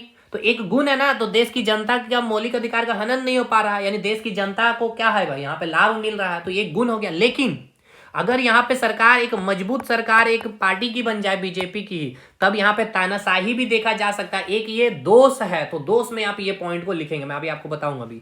तो ये डिपेंड करता है कि सरकार गठबंधन क्यों बोला जाता है, गठबंधन की सरकार ही बेस्ट होती है, ये रीजन भी है इसके पीछे। चलिए, और इसके डिमेरिट भी है भाई, गठबंधन में भाई कुछ चीजें आप करना चाहे तो आपको करने नहीं देगी भाई, करने जाइएगा तो बोलेंगे भाई हम खुश नहीं है, तो आप उसको खुश करने के चक्कर में कुछ फंड उसके अंदर डालिए तो आधा फंड आपके भाई सर जनता तक पहुंच ही नहीं पाएगी पूरी फंड। ठीक है, तो समझ गए ना, उत्तरदायित्व सरकार पाई जाती है। और एक गुण आप लिख लीजिए चौथे गुण में कि, अच्छा एक गुण यहाँ पे क्या लिखेंगे भाई, यहाँ पे आप लिख सकते हैं, हाँ, जैसे कि मान के चलते हैं यहाँ पे प्रधानमंत्री जो है अभी आपके मोदी जी है, ठीक है ना, मोदी जी का मान के चलते हैं देहांत हो गया, जस्ट यानी कि एग्जाम्पल हम आपको दे रहे समझाने के लिए, देहांत हो गया या त्याग पत्र इन्होंने दिया, ठीक है, तो ऐसा नहीं है कि ये लोकसभा तुरंत भंग हो जाएगी, उनकी बीजेपी गवर्नमेंट सरकार गिर जाएगी, नहीं, इनको मौका दिया जाएगा कि आप अपने कोई रिप्रेजेंटेटिव है, अमित शाह को उतार दीजिए, योगी जी को उतार दीजिए एज ए प्राइम मिनिस्टर। तो यहाँ पे वैकल्पिक, यहाँ पे हमें क्या है, अल्टरनेटिव सिस्टम, ठीक है ना, देखने को मिलती है संसदीय लोकतंत्र की व्यवस्था में। तो आप उसके जगह पे मोदी जगह देहांत हो गया, त्यागपत्र दे दिया, तो आप चाहें तो योगी जी को उठा लीजिए, खड़ा कर लीजिए, अमित शाह को, दूसरे को भी आप पीएम बना सकते हैं, वही बीजेपी गवर्नमेंट, ठीक है ना, मतलब क्योंकि उसको बहुमत, जिस पार्टी को बहुमत प्राप्त है। तो चलिए, तो चौथे गुण में आप क्या लिख सकते हैं, यहाँ पे वैकल्पिक व्यवस्था है, वैकल्पिक यानी कि यहाँ पे हमारे सरकार के पास विकल्प उपस्थित होंगे, ऑप्शन होता है, विकल्प, वैकल्पिक व्यवस्था पाई जाती है। मान लीजिए मोदी जी रूठ गए, कोई भी कारण हो गया भाई, त्यागे के तो कोई ऐसे नहीं प्रधानमंत्री उठने से, मतलब कोई भी रीजन हो सकता है, ये गुण हो गया। पांचवा, यहाँ पे व्यापक प्रतिनिधित्व पाए जाते हैं, समझिएगा, व्यापक प्रतिनिधित्व पाए जाते हैं मतलब क्या, ये पॉइंट लिखिए, ये बहुत इंपॉर्टेंट, बहुत अच्छा पॉइंट है, जब आप इसको लिखेंगे ना मेंस में, ये खूबसूरती बनाएगा आपका। व्यापक, ठीक है ना, क्या लिखना था मुझे, व्यापक प्रतिनिधित्व, व्यापक ये विविधताओं वाला, विविधताओं में एकता वाला जो देश भारत ना, ये आपका ये सेंटेंस बहुत ही फिट बैठता है, कैसे भी समझिएगा, व्यापक प्रतिनिधित्व पाई जाती है, व्यापक प्रतिनिधित्व पाई जाती है, व्यापक प्रतिनिधित्व पाया जाता है, ठीक है ना। संसदीय लोकतंत्र की व्यवस्था जहां होती है, कैसे समझिएगा। देखिए ये जो मंत्रिपरिषद आप जो देख रहे हैं यहाँ पे, ये जो मंत्रिपरिषद यहाँ देख रहे हैं, मान के चलते हैं मंत्रिपरिषद में कितने लोग हैं, 272 लोग हैं। तो 272 लोग में हिंदू कोई है, कोई मुस्लिम है, कोई सिख है, कोई ईसाई है, कोई अदर कास्ट के हैं, कोई अलग भाषा बोलने वाले हैं, कोई अलग संस्कृति के, यानी कि यहाँ पे व्यापक बहुत सारे प्रतिनिधित्व पाए जाते हैं, ठीक है ना। जिससे चाहे वो कोई भी जाति धर्म के हो सकते हैं, कोई भी क्षेत्र से वो हो सकते हैं, अदर राज्य के भी मंत्री हो सकते हैं, जिससे क्या है भाई यहाँ पे एकता बनने का एक बहुत बड़ा यहाँ से पहचान या फिर एकता का एक मैसेज जाता है इससे, संसदीय लोकतंत्र व्यवस्था से, ठीक है। ये आप गुण लिख सकते हैं। अब आप इसको दोष में हम लोग कन्वर्ट करते हैं। इसके दोष क्या क्या है। पहला दोष तो मैंने आपको बतला दिया भाई, ठीक है ना। सबसे इंपॉर्टेंट दोष जो है कि अगर सरकार एक मजबूत सरकार बन जाती है तो तानाशाही देखने को मिल सकती है, ठीक है। चलिए पहला तो आपको देखने को यहाँ मिल सकता है तानाशाही। तानाशाही तो आपको समझ में आ रहा ना कैसे, अभी मैंने आपको समझाया था। यहाँ पे तानाशाही देखने को मिल सकता है कि यहाँ पे अगर गठबंधन की सरकार ना बन करके अगर एक मजबूत सरकार बन गई, ठीक है, तो अगर ये चाहे तो फिर कोई भी कानून बना दे जो जनता के शायद हो सकते हैं थोड़े से फेवर में ना हो, तो भैया यहाँ पे जैसे गठबंधन में नीतीश कुमार पीछे हट जाएंगे तो इनकी सरकार गिर जाएगी, इसलिए वो सर कानून ना बनाएंगे। यहाँ पे तो ऐसा कोई नहीं, क्योंकि इनके पास तो पूरा का पूरा 272 सांसद ही इनके ही अपने हैं। लेकिन इनके 272 पूरे नहीं है, 10-20 इनके दूसरे पार्टी से मिले, तो 10-20 वो हट जाएंगे तो 272 सीट पूरा नहीं हो पाएगा, समझे। तो एक तानाशाही का रूप ले सकती है संसदीय, या फिर इसकी एक गुण में दोष में आप लिख सकते हैं तानाशाही देखने को मिल सकती है संसदीय लोकतंत्र व्यवस्था में। दूसरा, यहाँ पे सरकार जो होती है अस्थायी सरकार पाई जाती है, ठीक है ना। अब ये भी एक दोष है, अस्थायी सरकार पाई जाती है, इसका क्या दोष है तीसरे पॉइंट में हम लोग लिखेंगे। अस्थायी सरकार पाई जाती है कैसे समझिए। जैसे कि मान के चलते हैं कि यहाँ पे जो प्रधानमंत्री है, ठीक है ना, ये कब तक यहाँ पे रहेंगे भाई, जब तक इनको क्या है बहुमत प्राप्त हो गया लोकसभा में। अगर मान के चलिए प्रधानमंत्री के खिलाफ कोई अविश्वास प्रस्ताव लाया और वो पास हो गया, तो भाई आपकी पूरी लोकसभा में आपकी पूरी बहुमत खत्म, तो यहाँ से पूरी मंत्रिमंडल ही खत्म हो जाएगी। तो सरकार क्या है यहाँ पे अस्थायी सरकार देखने को मिलती है, कहाँ, संसदीय लोकतंत्र व्यवस्था में। ये दूसरा दोष हो गया। चलिए तीसरा दोष अब हम लोग देखते हैं। तीसरा दोष में अगर हम लोग देखने जाए तो यहाँ पे जो नीति होंगे ना, नीतियों की निरंतरता नहीं बनेगी, यानी कि नीतियों की जो निरंतरता होगी उसमें कमी देखने को मिलेगी। ये क्या है इसको समझिए, नीतियों की निरंतरता में कमी। जैसे अभी मोदी जी का गवर्नमेंट है, मोदी जी की जो नीति है भाई क्या है, थोड़ा पूंजीवादी की तरफ से ज्यादा इनका लगाव है, मतलब प्राइवेटाइजेशन की तरफ थोड़ा लगाव है। इनकी सरकार 3 साल चली, गिर गई, अब बन गई कांग्रेस की सरकार। इनका लगाव थोड़ा सा क्या है, समाजवादी की तरफ, मतलब गवर्नमेंट जॉब, ऐसा समझिए प्राइवेट जॉब की तरफ ज्यादा रुझान है मोदी जी का, और कांग्रेस का क्या है, सरकारी जॉब का। तो देखिए इनकी नीति और इनकी नीति में क्या है भाई, अंतर है। तो नीतियां में निरंतरता नहीं मिलेगी। ये गरीबों के लिए बहुत अच्छे अच्छे स्कीम चलाएंगे, अब ये गरीबों के लिए स्कीम नहीं चलाएंगे, तो भाई ये स्कीम जो चला ये 3 साल तक ही चल पाएगा। अब वो स्कीम को ये तो नहीं कंटिन्यू करेंगे, सिंपल सी बात है, ये अपने अकॉर्डिंग स्कीम लागू करेंगे। जैसे कि आपने देखा नीति आयोग, ठीक है ना। चलिए छोड़िए हटाइए, अब इतना से आप समझ ही होंगे। ये हो गया। इसके बाद गुण में हो गया, दोष भी हो गया, 3 दोष आप लिख लिए। और क्या दोष हो सकता है मेरे भाई, ठीक है ना। 3 दोष काफी है, मोर देन सफिशिएंट है इतना लिखने के लिए, ठीक है। चलिए अब एक और दोष आप लिखिए। चलिए चौथे नंबर में ये दोष बहुत इंपॉर्टेंट है, या शक्ति पृथक्करण सिद्धांत के खिलाफ है, यानी कि जहां संसदीय लोकतंत्र की व्यवस्था होगी यहां पे आपको क्या मिलेगा, शक्ति पृथक्करण जो होता है, समझिएगा क्या, पहले लिखता हूं मैं इसको, या शक्ति पृथक्करण सिद्धांत के खिलाफ है। इसका मतलब क्या पहले समझिए, सिद्धांत के खिलाफ है, सिद्धांत के खिलाफ है, क्या है समझिए।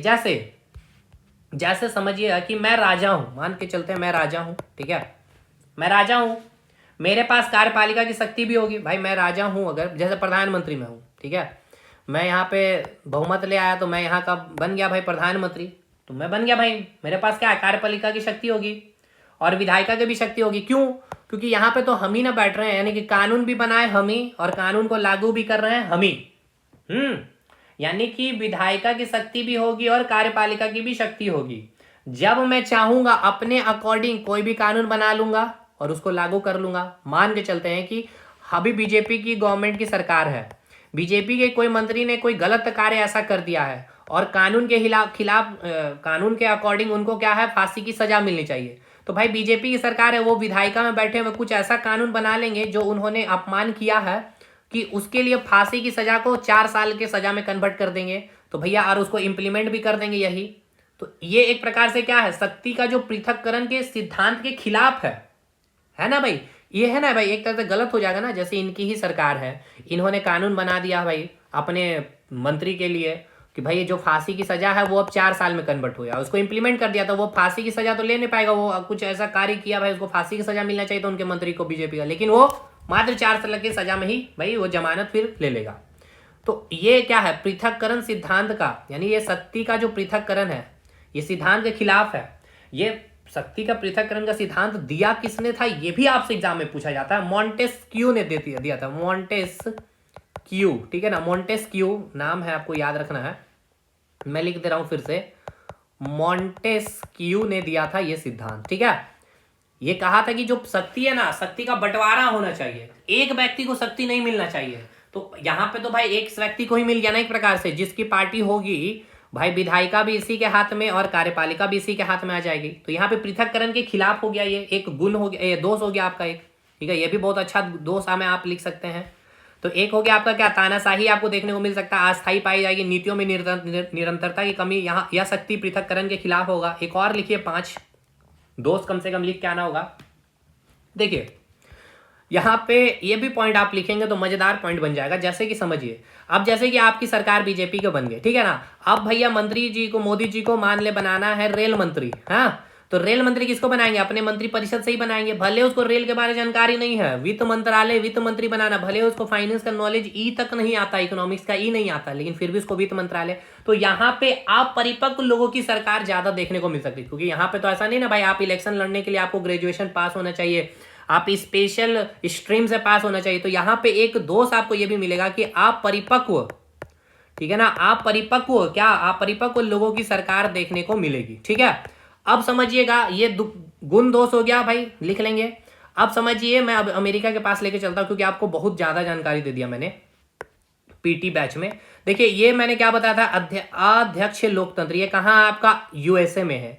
अध्यक्ष लोकतंत्र मतलब जो कार्यपालिका है और जो विधायिका है, इनके बीच के कार्यों में कोई भी हस्तक्षेप नहीं होगा, समझिएगा। देखिए सबसे पहले तो यही पॉइंट हम लेके चल रहे हैं। चलिए यहाँ पे मैं लिख देता हूं सबसे पहले, अध्यक्षीय लोकतंत्र, अध्यक्षीय लोकतंत्र, ठीक है ना, अध्यक्षीय लोकतंत्र। यहाँ पे जो कार्यपालिका है आपकी, ठीक है, ये जो आपकी कार्यपालिका होगी और ये जो आपकी विधायिका होगी, ठीक है, ये आपकी क्या होगी, विधायिका है। ये कहाँ है आपका, अमेरिका में। देखिए कैसे काम करती है। सबसे पहला तो ये समझिए, अच्छा पहले थोड़ा सा हम इसको डिटेल कर देते हैं। देखिए जो अप्रत्यक्ष जो अध्यक्ष होते हैं जहां पे, वहां पे क्या होता है, कार्यपालिका और विधायिका के बीच में क्या होता है भाई, कोई भी कार्यों में हस्तक्षेप नहीं होता, ठीक है ना। यानी पहला पॉइंट आप याद रखिए इसमें, जो अध्यक्ष लोकतंत्र है, इसमें सबसे पहला पॉइंट में आपको याद रखना है क्या, कि जो कार्यपालिका है, ठीक है, जो कार्यपालिका है और जो विधायिका है आपकी, ठीक है, जो विधायिका है, इनके बीच में कोई भी संबंध नहीं होता है। लेकिन उसके जस्ट विपरीत हमने देखा संसदीय लोकतंत्र में क्या होता है, संबंध होता है, ठीक है। दूसरा आप इसका देखिएगा, यहाँ पे जो कार्यपालिका का जो प्रमुख होता है वो कौन होता है, राष्ट्रपति होता है, ठीक है ना। यहाँ पे कौन होता है, राष्ट्रपति होता है, जिसको कौन चुनता है, जनता चुनती है। लेकिन आप संसदीय लोकतंत्र की व्यवस्था में आपने क्या देखा, देखिए संसदीय लोकतंत्र की व्यवस्था में आपने क्या देखा, यहाँ पे जो कार्यपालिका का 2 प्रमुख है, एक राजनीतिक कार्यपालिका और प्रशासनिक। चलिए इसको भी हटाइए, चयनित हो कहेंगे। फिर हमने इसको 2, एक मात्र प्रमुख, 2 बार हमने 2 प्रमुख है, एक नाम मात्र के वास्तविक प्रमुख है। ये नाम मात्र के लिए राष्ट्रपति होता है, जिनको भाई जनता नहीं चुनती है। मेन प्रमुख कौन है, प्रधान मतलब मंत्रिमंडल है, मंत्री परिषद है। अब समझिएगा, अब अमेरिका में जो कार्यपालिका का जो हेड है वो राष्ट्रपति है, जिसको जनता चुन करके भेजती है। अब यहाँ पे विधायिका में यहाँ पे विधायिका में केवल, मतलब विधायिका कहने का मतलब समझ में आ रहा है ना, संसद, ठीक है ना, संसद जहां पे विधि बनाया जाएगा। यहाँ विधायिका का राष्ट्रपति अनिवार्य अंग नहीं होता, यहाँ पे अंग राष्ट्रपति नहीं होता है इसका। यहाँ पे केवल क्या होगा, यहाँ राष्ट्रपति, यहाँ पे राष्ट्रपति नहीं होगा, यहाँ पे आपका लोकसभा होगा और यहाँ पे राज्यसभा होगा केवल, ठीक है। जैसे कि आपने संसदीय लोकतंत्र में देखा, विधायिका के 3 अंग में आपने देखा ना, राष्ट्रपति को भी, लोकसभा को भी और राज्यसभा को। तो यहाँ पे जो अप्रत्यक्ष लोकतंत्र होता है उसकी जो विधायिका में केवल लोकसभा और राज्यसभा ही होते हैं अंग। यानी कि हमें ये पता चला कि राष्ट्रपति विधायिका का अंग नहीं होता। देखिए डिफरेंस मैं कर रहा हूँ अध्यक्ष लोकतंत्र और संसदीय लोकतंत्र के बीच का जो डिफरेंस है समझिएगा। अध्यक्ष लोकतंत्र का पहला डिफरेंस तो ये कि यहाँ कार्यपालिका और विधायी के बीच में कोई संबंध नहीं होता है। दूसरा, यहाँ की जो कार्यपालिका का जो हेड होता है वो राष्ट्रपति होता है, जो जनता के द्वारा चुना जाता है। इसका इलेक्शन होता है 4 साल के लिए, ठीक है। और जो विधायिका होती है, जो संसद, उसके 2 अंग होते हैं, लोकसभा और राज्यसभा, और ये किसी का भी सदस्य नहीं होता, ठीक है। ये सदस्य नहीं होता, ये भी मैं लिख दे रहा हूं, ये सदस्य नहीं होता है। और अगर ये सदस्य नहीं होता है तो ये भाई उत्तरदायित्व भी नहीं होगा, ठीक है ना। ये उत्तरदायित्व भी नहीं होगा लोकसभा के प्रति या फिर राज्यसभा के प्रति, उत्तरदायित्व भी नहीं होता है। चलिए, ये उत्तरदायित्व भी नहीं होगा, नहीं है भाई, इसका सदस्य ही नहीं है, ठीक है। इसको क्या, इसका इलेक्शन कैसे होता है? डायरेक्ट जनता के द्वारा चुना जाता है। ये भी पॉइंट आपको लिख लेना है, याद रखना है। दूसरी बात, अमेरिका का राष्ट्रपति अपने काम के लिए, देखिए ये कोई भी कार्य करेगा तो ये अपने काम को जो भी करता है वो जनता के ऊपर, इस जनता का ऊपर ये उत्तरदायित्व होता है, ठीक है ना। क्योंकि जनता इसको चुन करके भेजती है तो जनता के ऊपर ये उत्तरदायित्व होता है। जनता के ऊपर ये क्या होता है? उत्तरदायित्व होता है, ना कि ये अमेरिका की लोकसभा या राज्यसभा के प्रति किसी भी सदन के ऊपर कोई भी उत्तरदायित्व नहीं होता, क्योंकि ये इसका सदस्य ही नहीं होता है ना। क्योंकि भाई मैंने बताया था, क्योंकि ये किसी का सदस्य ही नहीं होता। कितने साल तक ये रहेगा? 4 साल के रहेगा, 4 साल तक रहता है, ठीक है। 4 साल के पहले भी इसको हटाया जा सकता है, ठीक है, अगर कोई भी गलत कार्य किया हो। मान के चलते हैं कि यहाँ के राष्ट्रपति ने 3 साल कंटिन्यू किया और कुछ गलत कार्य किया तो उस पर हटा दिया गया महाभियोग करके, तो बचा 1 साल। तो अब ऐसा नहीं है कि 1 साल के लिए तुरंत उसी 1 साल में चुनाव होगा और फिर से राष्ट्रपति वो 4 नहीं, वो 1 साल जो वहां के जो उपराष्ट्रपति है वही रहेंगे राष्ट्रपति बन के, और फिर उसके अगले साल 4 साल के लिए इलेक्शन कराया जाएगा वहां पे अमेरिका में। ये चीजें चलती है अमेरिका में या अध्यक्ष लोकतंत्र में, ठीक है ना। राजनीतिक समरूपता नहीं पाई जाती। यहाँ पे क्या है? राजनीतिक समरूपता नहीं पाई जाएगी भाई, सिंपल सी बात है, यहाँ पे राजनीतिक समरूपता नहीं पाई जाएगी। क्यों? क्योंकि यहाँ पे जो बैठने वाला व्यक्ति है, यहाँ पे बैठने वाला व्यक्ति यहाँ नहीं आ रहा। ये राष्ट्रपति जो है इसका तो अलग से जनता चुन करके भेज, इसलिए यहाँ पे कोई समरूपता नहीं पाई जाएगी, ठीक।